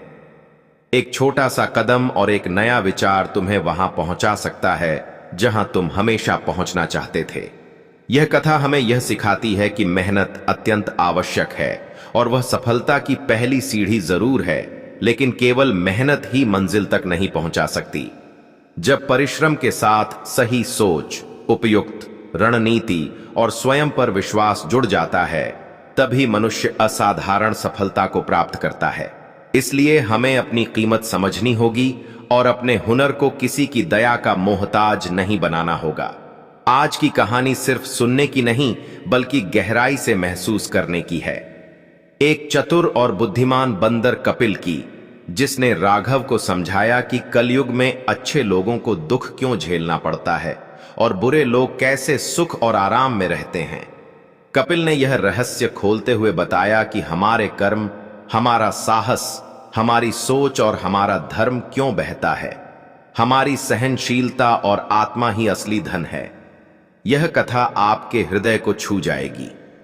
कपिल और राघव की यह यात्रा आपको कलयुग में अच्छाई और धैर्य का रहस्य समझाएगी।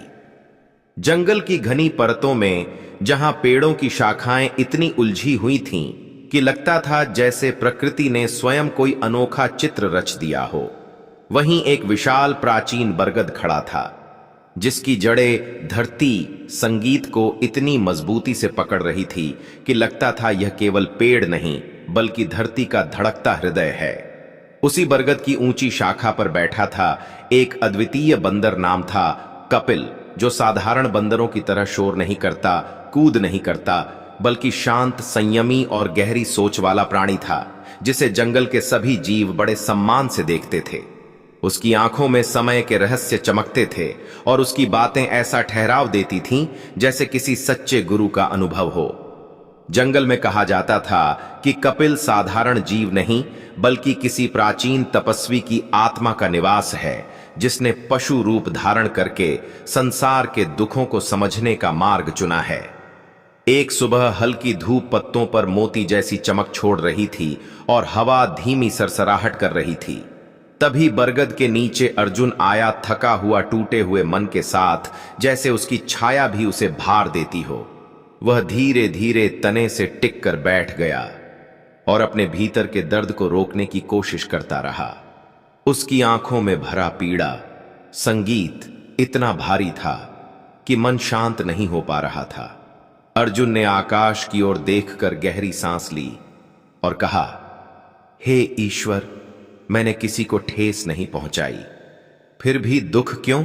संगीत मिलता है, मैं सत्य बोलता हूं, ईमानदारी निभाता हूं, फिर भी जीवन में शांति क्यों नहीं है? अच्छे लोग अपमान और धोखे का सामना क्यों करते हैं, जबकि छल करने वाले सुख में रहते हैं? उसकी आवाज टूट चुकी थी, मानो शब्दों के साथ आत्मा भी बिखर रही हो। जंगल शांत हो गया, पक्षियों की चहचहट रुक गई।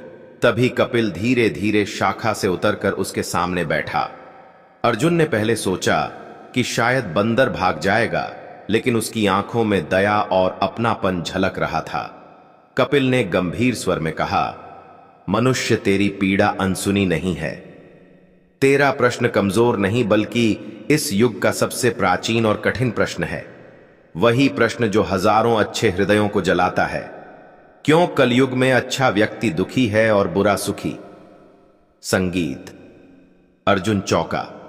उसे विश्वास नहीं था कि कोई पशु उसकी भाषा बोलेगा, लेकिन उसके भीतर का टूटापन इतना गहरा था कि प्रश्न पूछने की शक्ति भी खत्म हो चुकी थी।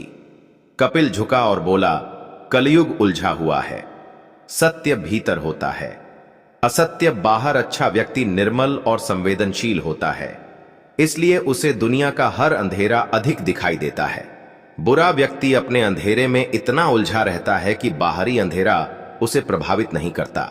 कोमल त्वचा पर हल्की खरोज भी दर्द देती है, कठोर पर गहरी चोट भी तुरंत महसूस नहीं होती। अर्जुन ने पूछा, क्यों कपिल, क्यों छल करने वाले सफल होते हैं और सच्चा व्यक्ति खाली हाथ रह जाता है? कपिल ने गहरी सांस ली और कहा, मनुष्य जो दिखता है वह सत्य नहीं होता। बुरा व्यक्ति केवल शोर और दिखावे में उलझा रहता है। उसके सुख की झलक बाहर होती है, भीतर भय रहता है। अच्छा व्यक्ति संवेदनशील और विचारशील होता है, इसलिए उसे हर चोट भीतर संगीत तक महसूस होती है। वह सच्चा होता है, इसलिए दुनिया के झूठ उसे खींच खींच कर चोट पहुंचाते हैं। अच्छा व्यक्ति इसलिए दुखी होता है क्योंकि वह अपेक्षा करता है कि दुनिया उसकी अच्छाई समझेगी, उसके भावों की कदर करेगा, उसकी सच्चाई का सम्मान करेगा। पर कलयुग में समझने वाले कम और इस्तेमाल करने वाले अधिक हैं। अच्छा मनुष्य अपने प्रेम और ईमानदारी को सच्चा मानता है, लेकिन लोग उसे केवल साधन समझते हैं। अच्छा व्यक्ति अपने धर्म और सच्चाई के अनुसार चलता है, पर दुनिया उसे कमजोर और मूर्ख समझती है।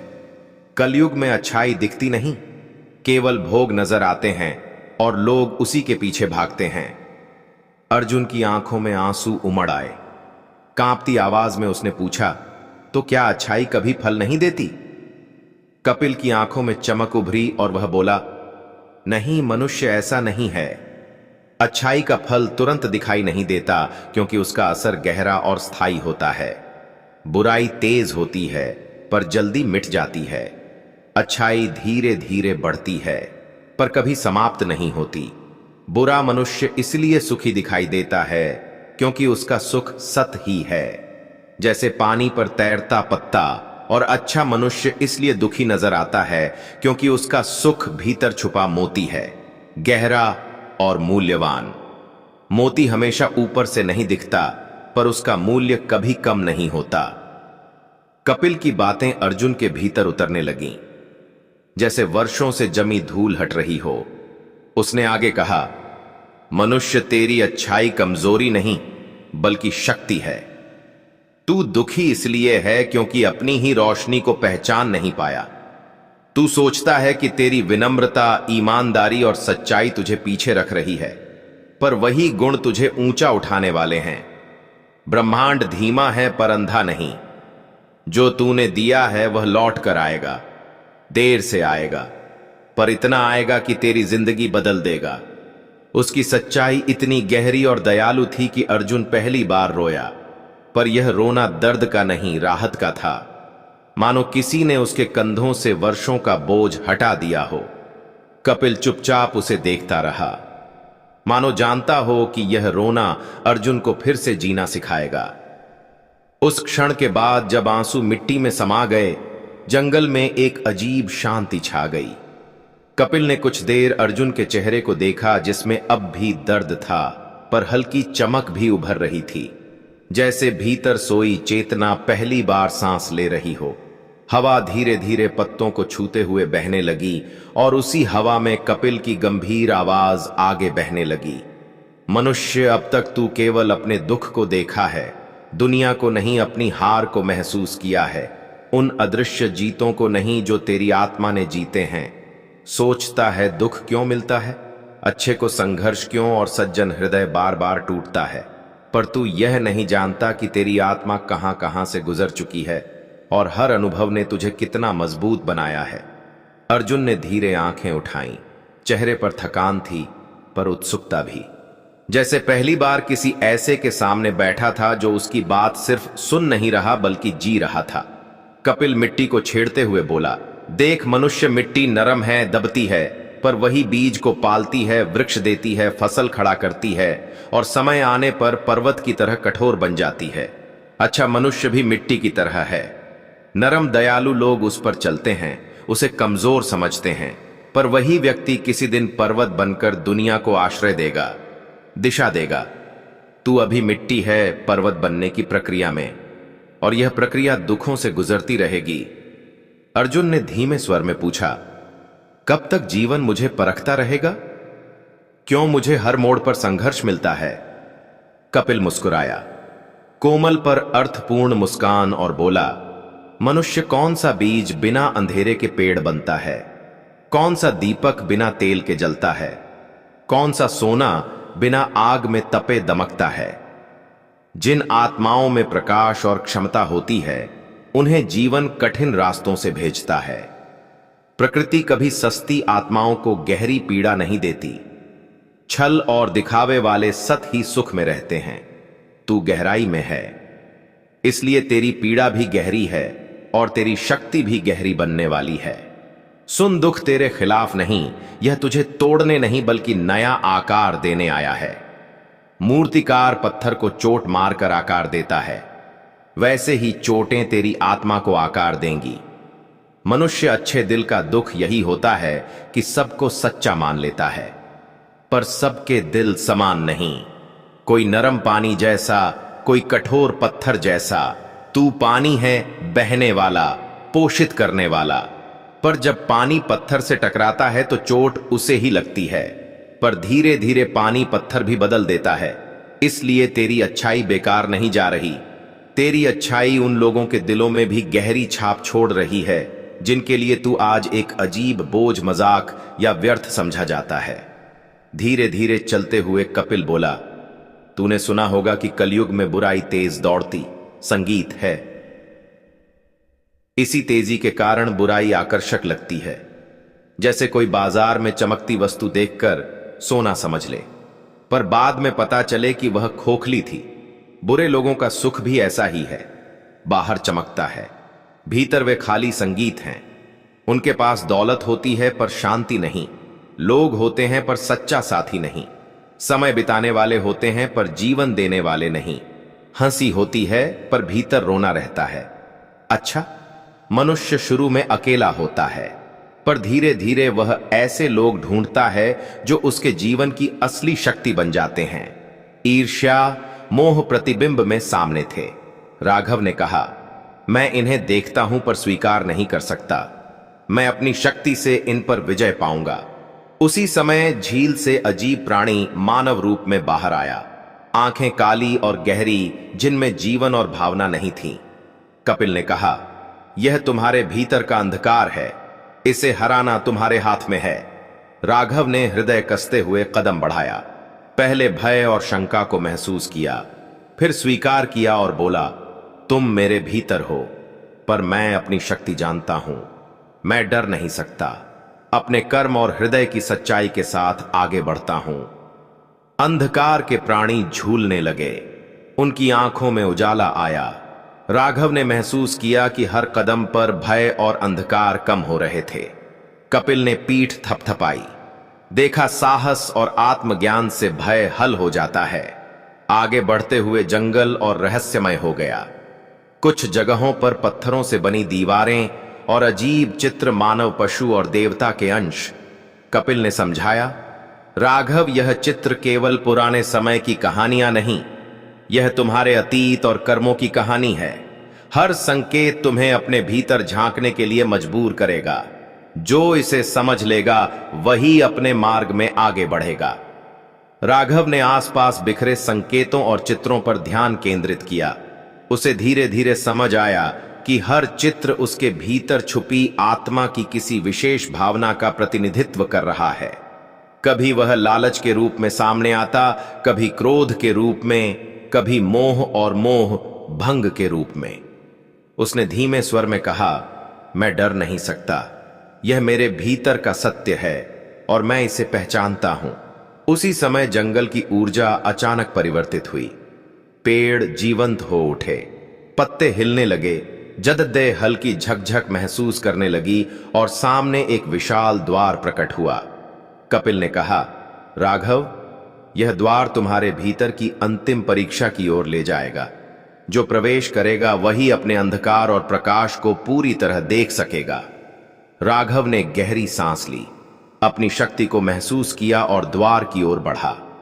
प्रवेश करते ही विशाल कक्ष दिखाई दिया, जहां चारों ओर प्रकाश और अंधकार का मिश्रण था। बीच में सिंहासन पर प्रतीकात्मक प्राणी बैठा था, जिसकी आंखें हर दिशा को देख रही थीं और उपस्थिति से माहौल में गंभीरता फैल रही थी। कपिल ने कहा, यह तुम्हारी अंतिम परीक्षा है। अब केवल साहस और आत्मज्ञान तुम्हें आगे ले जाएगा। राघव ने हृदय कसते हुए कदम बढ़ाए। जैसे जैसे वह भीतर गया, उसे एहसास हुआ कि कक्ष में हर वस्तु उसके कर्मों और भावनाओं का प्रतिबिंब है। अंधकार उसके भीतर का क्रोध, लालच और मोह था, जबकि प्रकाश उसकी सच्चाई, साहस और आत्मशक्ति का प्रतीक।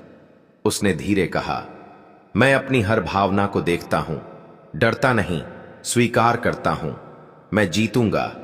उसी क्षण अंधकार के प्राणी इधर उधर फैलने लगे। राघव ने महसूस किया कि प्रत्येक अंधकार धीरे धीरे कम हो रहा है। समझ गया हूं, दुख केवल परिश्रम है और मैं तैयार हूं। वे धीरे धीरे जंगल की ओर बढ़े। वातावरण बदल रहा था, कभी हल्की रोशनी, कभी घना अंधकार, कभी धुंधली परछाइयां। सब कुछ ऐसा प्रतीत हो रहा था जैसे जंगल उसके भीतर की शक्ति को महसूस करा रहा हो। अचानक एक विशाल गड्ढा उनके सामने आया। भीतर से अजीब गर्जना उठी। राघव ने देखा कि गड्ढे के चारों ओर अजीब आकृतियां खड़ी थी, काले वस्त्रधारी मानव जैसे, जिनकी आंखों में जीवन नहीं। कपिल ने फुसफुसाया, यह तुम्हारे भीतर की शंका और भय है। यदि तुम डर जाओगे, यह तुम्हारा अंत होगा। यदि सामना करोगे तो आगे बढ़ोगे। राघव ने गहरी सांस ली और आगे बढ़ा। गड्ढे के पास उसने देखा कि विशाल दीपक जल रहा था, जिसकी लौ उसकी छाया को विभाजित कर रही थी। एक में वर्तमान रूप, दूसरे में अतीत के भय, तीसरे में भविष्य के संभावित संकट। उसने कहा, मैं अपने अतीत, वर्तमान और भविष्य का सामना करता हूं। मैं डरता नहीं। उसी समय अंधकार के प्राणी बाहर आए, आंखें पूरी तरह काली, शरीर मानवीय पर आत्मा विहीन। वे धीरे धीरे राघव की ओर बढ़ने लगे। कपिल ने कहा, राघव, यह तुम्हारे सामने हर बुराई का रूप है। केवल जो इसे सह लेता है वही आगे बढ़ता है। राघव ने अपनी आत्मा कसते हुए कहा, मैं अपनी शक्ति पहचानता हूं, डरता नहीं, सामना करता हूं। प्राणी चारों ओर घूमने लगे। संख्या बढ़ी, पर राघव ने पीछे नहीं देखा। उसने अपने साहस, अनुभव और कपिल के शब्द याद किए, डरना तुम्हें कमजोर बनाता है। उसने गहरी सांस ली और लगातार बढ़ता गया। उसके कदमों के साथ प्राणी धीरे धीरे पीछे हटने लगे। उसी समय जंगल में प्रकाश की किरणें फैल गईं, शाखाएं शांत हो गईं और पत्तों की सरसराहट नरम हो गई। कपिल ने कहा, देखो, जब आत्मा जागती है और साहस प्रकट होता है, अंधकार पीछे हटता है। अच्छे इंसान का साहस अंधकार को हराता है और बुरे का भ्रम अंततः उन्हें नष्ट करता है। राघव ने महसूस किया कि जंगल की ऊर्जा अब शांत और संतुलित थी। उसने कहा, कपिल, अब मैं समझ गया हूं, अच्छाई का मार्ग कठिन है, लेकिन तय का मार्ग कठिन है, पर अंततः विजय होती है और बुराई में सुख पाना केवल भ्रम है। कपिल मुस्कुराया और कहा, अब तुम्हें वास्तविक परीक्षा का सामना करना होगा। जंगल केवल शुरुआत थी। असली संघर्ष केवल पेड़ों और घास की नहीं, बल्कि समाज, मानव और उनके भीतर की अज्ञानता, लालच और भय के खिलाफ है। वही तुम्हारा असली कलयुग है। तभी उन्होंने देखा कि आगे एक पुराना मंदिर खड़ा था, जिसकी छत टूटी हुई थी और दीवारों पर प्राचीन लिपियां उकेरी हुई थीं। कपिल ने कहा, राघव, यह मंदिर हजारों वर्षों पुराना है। यहीं से तुम्हारा अगला चरण शुरू होगा। जो रहस्य यहां छिपा है वह तुम्हारे भीतर और बाहरी दुनिया दोनों की परीक्षा है। याद रखो, डरना नहीं। साहस और ज्ञान के बिना आगे बढ़ना असंभव है। राघव ने कदम बढ़ाए और मंदिर में प्रवेश किया। वहां उसने देखा कि चारों ओर अजीब संरचनाएं थीं, मूर्तियों जैसी, पर असली मानव रूप नहीं, और बीच में एक विशाल प्राचीन पुस्तक रखी हुई थी। कपिल ने फुसफुसाया, यह पुस्तक केवल ज्ञान की नहीं बल्कि अनुभव और चेतना की परीक्षा है। इसे पढ़कर ही तुम अपने भीतर की शक्ति को पहचान सकोगे। जो इसे समझ लेगा वही असली विजय होगा। राघव ने पुस्तक उठाई और पन्ने खोलने शुरू किए। हर पन्ना नई चुनौती, नया रहस्य और नया अनुभव लाता। कभी पन्नों में चित्र प्रकट होते, कभी शब्द जीवित हो उठते और वातावरण में गूंजने लगते। राघव ने महसूस किया कि यह केवल ज्ञान नहीं बल्कि उसका आत्मा का प्रतिबिंब है। उसने धीरे धीरे अपने भीतर की सभी भावनाओं, भय और लालच को स्वीकार किया और कहा, मैं अपनी शक्ति पहचानता हूं, मैं अपनी आत्मा के साथ हूं। तभी मंदिर में अचानक प्रकाश फैल गया। पन्नों की ऊर्जा, जंगल की शक्ति और कपिल की मार्गदर्शन ने राघव को आभास कराया कि उसने अपनी सबसे कठिन परीक्षा पूरी कर ली है। कपिल ने उसके कंधे पर हाथ रखा और कहा, राघव, अब तुम केवल साहसी नहीं बल्कि जागरूक हो। कलयुग में अच्छे इंसान की असली पहचान वही है जो दुख में भी स्थिर रहता है और अंधकार में भी प्रकाश खोजता है। राघव ने सिर हिलाया, थका हुआ पर संतुष्ट। उसने महसूस किया कि उसका भीतर का भय अब नियंत्रित था। उसका साहस और आत्मज्ञान बढ़ चुका था।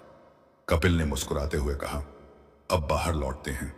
जीवन में और भी कठिनाइयां हैं, पर अब तुम उन्हें समझोगे और उनका सामना करोगे। राघव ने दीपक की रोशनी में जंगल की ओर देखा और महसूस किया कि उसका डर अब समाप्त हो चुका है। जंगल की हर शाखा, हर पत्ता और हर ध्वनि उसे साथी लग रही थी। उसके भीतर की शक्ति और साहस ने महसूस कराया कि अच्छाई का मार्ग कठिन है, पर अंततः वही स्थायी प्रकाश है। कपिल ने धीरे कहा, याद रखो राघव, यह केवल शुरुआत है। कलयुग में सच्चा इंसान वही है जो हर समय अपने भीतर की परीक्षा देता है और बाहरी दुनिया के भ्रमों से प्रभावित नहीं होता। अब हम लौटते हैं, लेकिन तुम्हारा मन, आत्मा और चेतना सतर्क रहेंगे। यही कलयुग की असली परीक्षा है।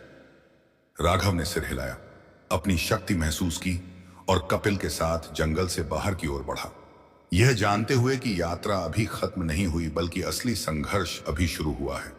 जंगल से बाहर निकलते ही वातावरण बदल गया। हवा भारी, पेड़ अजीब तरह से झुकते हुए और हर जगह अदृश्य शक्ति की उपस्थिति स्पष्ट महसूस हो रही थी। कपिल ने कहा, राघव, अब तुम्हारा सामना केवल बाहरी विरोधियों से नहीं बल्कि पूरे कलयुग की मानसिकता, लोभ, भय और अज्ञानता से होगा। यही असली लड़ाई है जिसे अच्छे इंसान को हर समय सहना पड़ता है, जब तक मनुष्य अपने भीतर के डर और मोह को नहीं समझता। बाहरी सुख और दुख उसे नियंत्रित करते रहते हैं। राघव ने गंभीरता से सिर हिलाया, अपनी आत्मा की शक्ति महसूस की और कहा, कपिल, अब मैं जान गया हूं कि बाहरी परिस्थितियां कैसी भी हो, आंतरिक शक्ति ही सबसे बड़ा हथियार है। कपिल ने मुस्कुराया, सही कहा राघव, अब तुम्हें उस नगर की ओर जाना होगा जहां बुराई का असली केंद्र है। यह वह जगह है जहां अच्छे लोगों का दुख और बुरे लोगों का सुख सबसे स्पष्ट रूप में सामने आता है। इसे देखने के लिए तुम्हें अपने भीतर के भय और लालच को नियंत्रित करना होगा। उन्होंने नगर की ओर बढ़ना शुरू किया।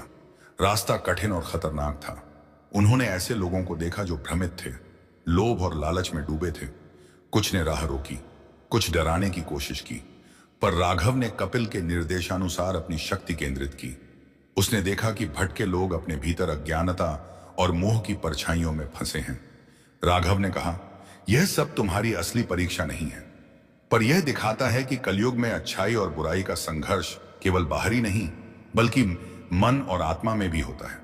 जो अपने भीतर का अंधकार नहीं समझता वह बाहरी शक्ति से प्रभावित नहीं होता और बुराई फैलाता है। कपिल ने कहा, सही कहा राघव, यही कारण है कि अच्छे इंसान को दुख मिलता है। वह केवल अपने कर्मों का परिणाम नहीं भोगता बल्कि दूसरों के अज्ञान और मोह से उत्पन्न परिस्थितियों का सामना भी करता है। वही उसे मजबूत बनाता है। नगर के पास पहुंचे दृश्य भयंकर था। सड़कें टूटी, लोग हिंसा और लालच में उलझे, कुछ अपने ही भीतर लड़ाई लड़ रहे थे। कपिल ने समझाया, यह नगर केवल भौतिक रूप से बुरा नहीं बल्कि मानसिकता का प्रतीक है। लोभ, भय, मोह और अज्ञान, जो इसके खिलाफ लड़ता है वही मजबूत है। राघव ने महसूस किया कि यह अनुभव उसके भीतर की परीक्षा को और गहरा कर रहा था। कुछ लोग अपने स्वार्थ में डूबे थे, उन्हें अपनी लड़ाई का एहसास नहीं। राघव ने कहा, कपिल, यही कारण है कि अच्छे को दुख और बुरे को सुख मिलता है। बुरे केवल भ्रम में सुख ढूंढते हैं, अच्छे जागरूक रहते हैं, यही उनका असली संघर्ष है। कपिल ने सिर हिलाया और आगे बढ़ा। नगर में प्रवेश करते ही एक विशाल मंदिर दिखाई दिया। वर्षों से वीरान चारों ओर लोग थे, पर उनकी आंखों में खोया सा भाव, स्वार्थ और मोह की छाया। कपिल ने कहा, राघव, यह अंतिम चुनौती है। इस मंदिर में बुराई का असली स्रोत है। यहां हर व्यक्ति अपनी भीतर की परीक्षा दे रहा है। जो इसे समझेगा और शक्ति पहचान लेगा वही विजय होगा। राघव ने गहरी सांस ली और मंदिर में प्रवेश किया। दीवारों पर चित्र नहीं थे बल्कि वास्तविक जीवन के दृश्य प्रकट हो रहे थे।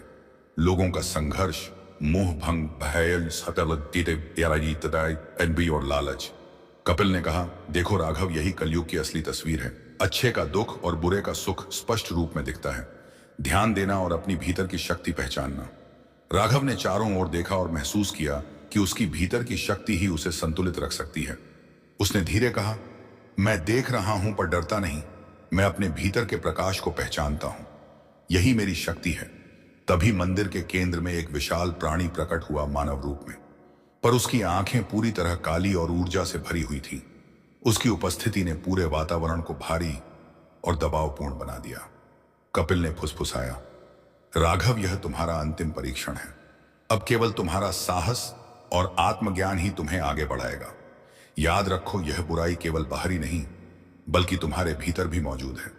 राघव ने अपनी आत्मा को कसते हुए कदम बढ़ाए और जैसे जैसे वह प्राणी के पास गया, उसे एहसास हुआ कि यह प्राणी उसके भीतर की सभी असुरक्षाओं, भय, लालच और संदेह का प्रतीक है। उसने धीरे से कहा, मैं इसे देख रहा हूं, मैं डरता नहीं। मैं अपनी शक्ति और आत्मा की सच्चाई के साथ आगे बढ़ता हूं। प्राणी धीरे धीरे कम होने लगा और राघव की आत्मा में प्रकाश फैल गया। कपिल ने कहा, देखा राघव, यही कलयुग में अच्छे इंसान की परीक्षा है। जो अपने भीतर की शक्ति पहचान लेता है वही बाहर की दुनिया में अंधकार पर विजय प्राप्त करता है। राघव ने महसूस किया कि अब उसका भय समाप्त हो गया और वह न केवल जंगल और नगर के बाहरी संकटों से बल्कि अपने भीतर की हर अनजानी शक्ति से भी सामना कर सकता है। कपिल मुस्कुराए और बोले, अब हम लौटेंगे, पर याद रखो राघव, कलयुग की वास्तविक लड़ाई केवल बाहरी परिस्थितियों की नहीं है। यह हमेशा भीतर की चेतना, साहस और आत्मज्ञान से जुड़ी होती है। जो इसे समझ लेता है वही सच्चा विजय होता है। राघव ने दीपक की रोशनी में मंदिर के बाहर देखा और महसूस किया कि अब वह केवल अपने लिए नहीं बल्कि अपने भीतर और आसपास की दुनिया का सच्चा प्रहरी बन चुका है। उसने सिर हिलाया, अपनी शक्ति और साहस महसूस किया और कपिल के साथ बाहर बढ़ा, यह जानते हुए कि असली संघर्ष अभी खत्म नहीं हुआ बल्कि अब वास्तविक रूप में शुरू हुआ है। और यही कलयुग में अच्छे इंसान का असली मार्ग है। दुख में स्थिर रहना, अंधकार में प्रकाश खोजना और हर परिस्थिति में भीतर की शक्ति को पहचानना।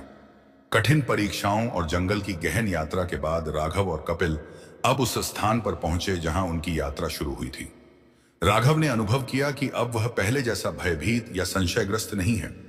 उसके भीतर की आत्मा ने उसे सिखाया कि सुख और दुख केवल बाहरी घटनाएं नहीं बल्कि आत्मा के अनुभव और ज्ञान के आधार पर महसूस किए जाते हैं।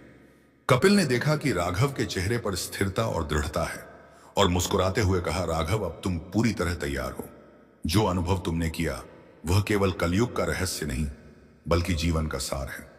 अच्छे इंसान का दुख केवल अस्थाई है और बुरे का सुख भ्रम है। जो इसे समझ संगीत लेता है वही सच्चा विजय बनता है। दुख को अभिशाप मत समझो, यह भीतर की शक्ति को पहचानने और मजबूत अकिन संगीत करने का माध्यम है। सुख को मोह माया समझो और संतुलन बनाए रखो। राघव ने गहरी सांस ली और कहा, कपिल, अब मैं समझ गया हूं। मैं अपने दुखों को स्वीकार करूंगा, अपने भीतर की शक्ति पहचानूंगा और अपने मार्ग पर स्थिर रहूंगा। अब मुझे डर नहीं लगता। कपिल ने कहा, यही कलयुग में अच्छे इंसान का वास्तविक रहस्य है। जो अपने भीतर के प्रकाश को पहचान लेता है वही अंधकार से लड़ सकता है और सही मार्ग पर चल सकता है। अब तुम्हारा दायित्व केवल अपने लिए नहीं बल्कि दूसरों को भी सही राह दिखाने का है। जीवन में अच्छे इंसान को हमेशा चुनौतियों का सामना करना पड़ता है, पर वही उनके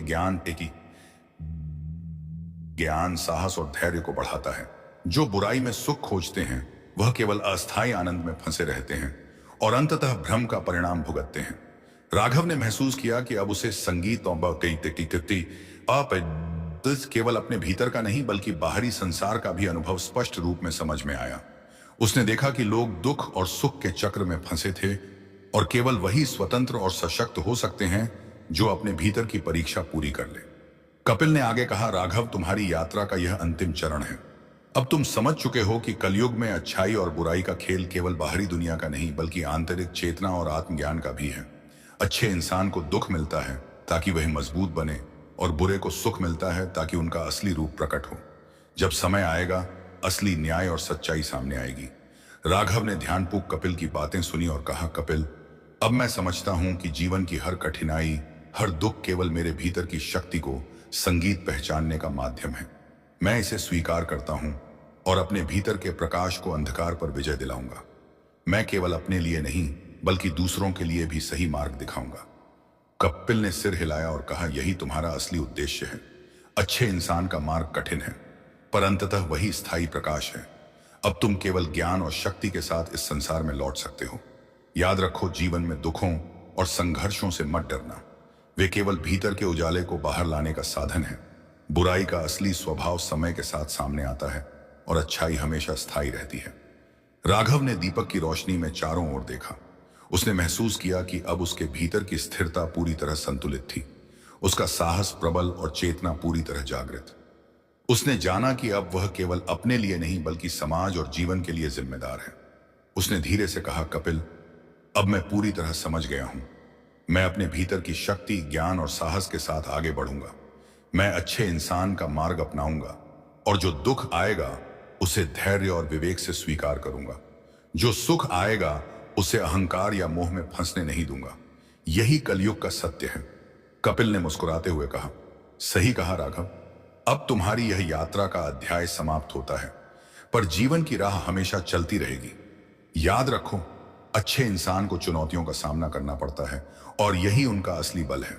बुराई का सुख केवल अस्थायी है और अंततः उसका परिणाम स्वयं उसके लिए भयावह होता है। जो इसे समझ लेता है वही स्वतंत्र और सशक्त बनता है। राघव ने अपने भीतर की स्थिरता और शक्ति को महसूस किया। उसने देखा कि अब वह किसी भी परिस्थिति में डरता नहीं। जंगल की अंधेरी गुफाओं, नगर के भयावह दृश्यों और अंधकारमय प्राणियों, संगीत की परीक्षा ने उसे सशक्त और जागृत बना दिया। उसने अपनी शक्ति को अपनाया और यह जाना कि अच्छाई का मार्ग कठिन जरूर है पर अंततः वही स्थायी और सच्चा प्रकाश है। कपिल ने अंतिम बार कहा, अब लौटो राघव, यह यात्रा समाप्त हुई पर तुम्हारी असली जिम्मेदारी अभी शुरू हुई है। जीवन में अच्छे इंसान का धर्म हमेशा कठिनाइयों में स्थिर रहना, अंधकार में प्रकाश खोजना और भीतर की शक्ति को पहचानना है। यही कलयुग का अंतिम सत्य है। राघव ने सिर हिलाया, दीपक की रोशनी में स्थिरता और संतुलन महसूस किया और कपिल के साथ बाहर की ओर बढ़ा। अब वह केवल एक व्यक्ति नहीं बल्कि जागृत आत्मा, सशक्त इंसान और कलयुग में अच्छाई का प्रतीक बन चुका था। उसने समझा कि दुखों और कठिनाइयों का सामना अब डर का विषय नहीं रहा बल्कि साधना बन गया। बुराई का असली स्वरूप मोह और भ्रम अब स्पष्ट थे और अच्छाई की स्थिरता हमेशा मार्गदर्शन देती रहेगी। जंगल, नगर और गुफाओं की कठिन परीक्षाओं ने उसे यह शुभ अनुभव दिया कि अब वह न केवल अपने जीवन के लिए बल्कि दूसरों के जीवन में भी प्रकाश और दिशा का स्रोत बन गया। कपिल ने पीछे से देखा, मुस्कुराया और धीरे कहा, अब कहानी समाप्त होती है, पर यह केवल प्रारंभिक शिक्षा है। कलयुग में हर अच्छे इंसान को यह अनुभव बने गए अनुभव, समझ और शक्ति स्वयं में पनपानी होती है। जो इसे पहचान लेता है वही सच्चा विजय बनता है। जीवन कठिन है, पर जो साहस, ज्ञान और आत्मशक्ति रखता है वही स्थायी प्रकाश में चलता है। राघव ने जंगल की ओर आखिरी बार देखा, अपने भीतर की शक्ति और स्थिरता को महसूस किया और जान गया कि अब वह किसी भी परिस्थिति में स्थिर रह सकता है। यही उसका जीवन का सबसे बड़ा उपहार था। कलयुग में अच्छाई का मार्ग कठिन है, पर अंततः वही सच्चा और स्थायी प्रकाश है। इस प्रकार कपिल और राघव की यात्रा का अंतिम अध्याय समाप्त हुआ, पर राघव के भीतर की शक्ति, साहस और जागरूकता हमेशा उसके साथ रहेगी। और यही कलयुग में अच्छे इंसान का अंतिम सत्य है। प्रिय साथियों, इस कहानी ने हमें सिखाया कि कलयुग में अच्छे इंसान को दुख इसलिए मिलता है क्योंकि उसका आत्मिक निर्माण, साहस और शक्ति हमेशा परखा जाता है। बुरे इंसान को सुख इसलिए मिलता क्योंकि उसका कर्म पूरा नहीं हुआ और वह केवल भ्रम और मोह में फंसा रहता है। जीवन में जब हम भीतर की शक्ति, साहस और चेतना पहचानते हैं, तब असली खुशहाली और स्थायी प्रकाश मिलता है। याद रखिए, दुख से बड़ा है सीख, सीख से बड़ा है आत्मा का विकास और आत्मा की जड़ है साहस और जागरूकता। मित्रों, भगवान श्री कृष्ण कहते हैं, इस संसार की यात्रा में कई अवसर ऐसे आते हैं जब मन स्वयं को बेहद अकेला मान बैठता है, परंतु ऐसे समय में धैर्य और साहस को थामे रखना ही वास्तविक समझदारी है। जो वस्तुएं जीवन से चली भी गईं, वे वास्तव में समाप्त नहीं होती, क्योंकि जो शेष रह जाता है वही असली शक्ति बनकर भीतर खड़ा रहता है। जैसे झूला पीछे की ओर जाकर फिर पहले से ऊंचाई पकड़ता है, उसी प्रकार जीवन के उतार चढ़ाव मनुष्य को आगे बढ़ने की कला सिखाते हैं। कठिन दौर हमेशा यह संकेत देता है कि अच्छे समय की शुरुआत निकट है। वास्तविक बल उम्र की गिनती में नहीं, बल्कि विचारों की गहराई और समझ की स्पष्टता में छिपा होता है। सच्ची मित्रता वहीं जन्म लेती है जहां सोच की समानता और दिलों की ईमानदारी साथ चलती है। यदि किसी नुकसान के बाद भी मन में हिम्मत जीवित है, तो मान लेना चाहिए कि वास्तव में कुछ भी खोया नहीं गया। ईश्वर से यही कामना करनी चाहिए कि वह मनुष्य को इतना सक्षम बनाए कि प्रत्येक कर्तव्य पूर्ण निष्ठा और सच्चाई से निभाया जा सके।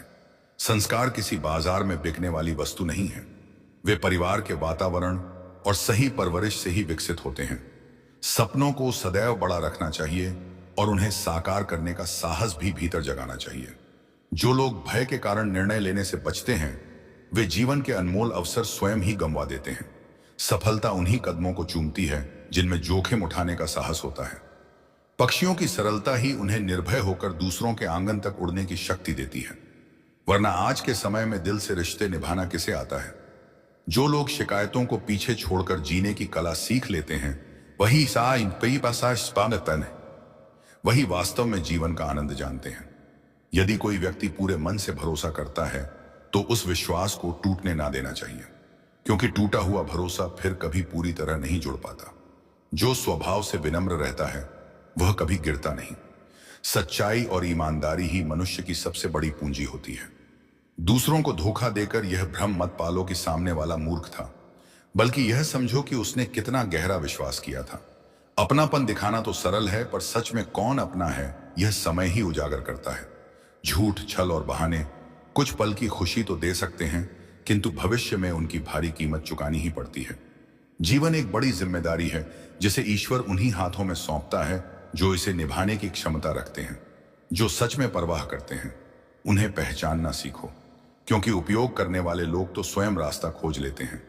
जब परिस्थितियां वश में ना हो तब सोच की दिशा बदलनी चाहिए, क्योंकि मन की स्थिति बदलते ही दुनिया बदली हुई प्रतीत होने लगती है। यह स्मरण रहे कि हजारों अच्छाइयों के बावजूद एक छोटी सी कमी सब कुछ बिगाड़ सकती है। जो स्वयं कठिनाइयों में रहते हुए भी दूसरों का सहारा बनता है, वही वास्तविक नायक कहलाता है। यदि किसी जरूरतमंद की सहायता करने का अवसर मिले तो उसे हाथ से जाने मत देना, क्योंकि वही मार्ग अंततः सच्चे सम्मान और आत्मिक संतोष तक पहुंचाता है। मुसीबतों को कभी अपनी कमजोरी मानकर मन में हीन भावना मत आने दो, बल्कि उन्हें अपने भीतर छिपी शक्ति में बदलने का हुनर सीखो। जब इंसान ऊंचाइयों तक पहुंचता है तब नीचे की बातें और दृश्य अपने आप धुंधले पड़ने लगते हैं, परंतु नकारात्मक सोच और नफरत पालने वाले लोग जीवन में कभी सच्ची विजय नहीं प्राप्त कर पाते। यह सच है कि संसार अक्सर उन्हीं को अहमियत देता है जिनके पास बड़ा पद, ऊंची कुर्सी या प्रसिद्ध पहचान होती है, लेकिन वास्तविक पहचान पदों से नहीं बल्कि किए गए कर्मों से निर्मित होती है। यदि हर कोई तुम्हारे विरुद्ध खड़ा दिखाई दे तो उन्हें शब्दों से नहीं बल्कि अपनी निकोर, अपनी कड़ी मेहनत और एक आत्मविश्वास की शक्ति से उत्तर देना होगा। आज चाहे जीवन को लापरवाही में जी रहे हो, पर यह याद रखना कि आने वाला कल ना तो यह शरीर साथ देगा, ना ही समय ठहरेगा और ना ही ऊर्जा बचेगी। इसीलिए अभी से स्वयं को संभाल लेना ही समझदारी है। बिना परिश्रम के सफलता की कल्पना करना ऐसा ही है जैसे बिना बीज बोए खेत में फसल उगने की आशा करना। गलत संगति और गलत लोगों से दूरी बनाना आवश्यक है ताकि सही लोग तुम्हारे जीवन में प्रवेश कर सकें। अपने समय और विचारों को व्यर्थ की बातों में नष्ट मत करो, क्योंकि जो लोग अपने इरादों को मेहनत की स्याही से लिखते हैं उनके भाग्य के पन्ने कभी अधूरे नहीं रहते। भीड़ में खुद को खोने की भूल मत करना, क्योंकि अधिकतर लोग तुम्हारे साथ तभी तक रहते हैं जब तक उन्हें तुमसे लाभ मिलता है, पर जो व्यक्ति तुम्हारे लिए सच्चे मन से खड़ा रहता है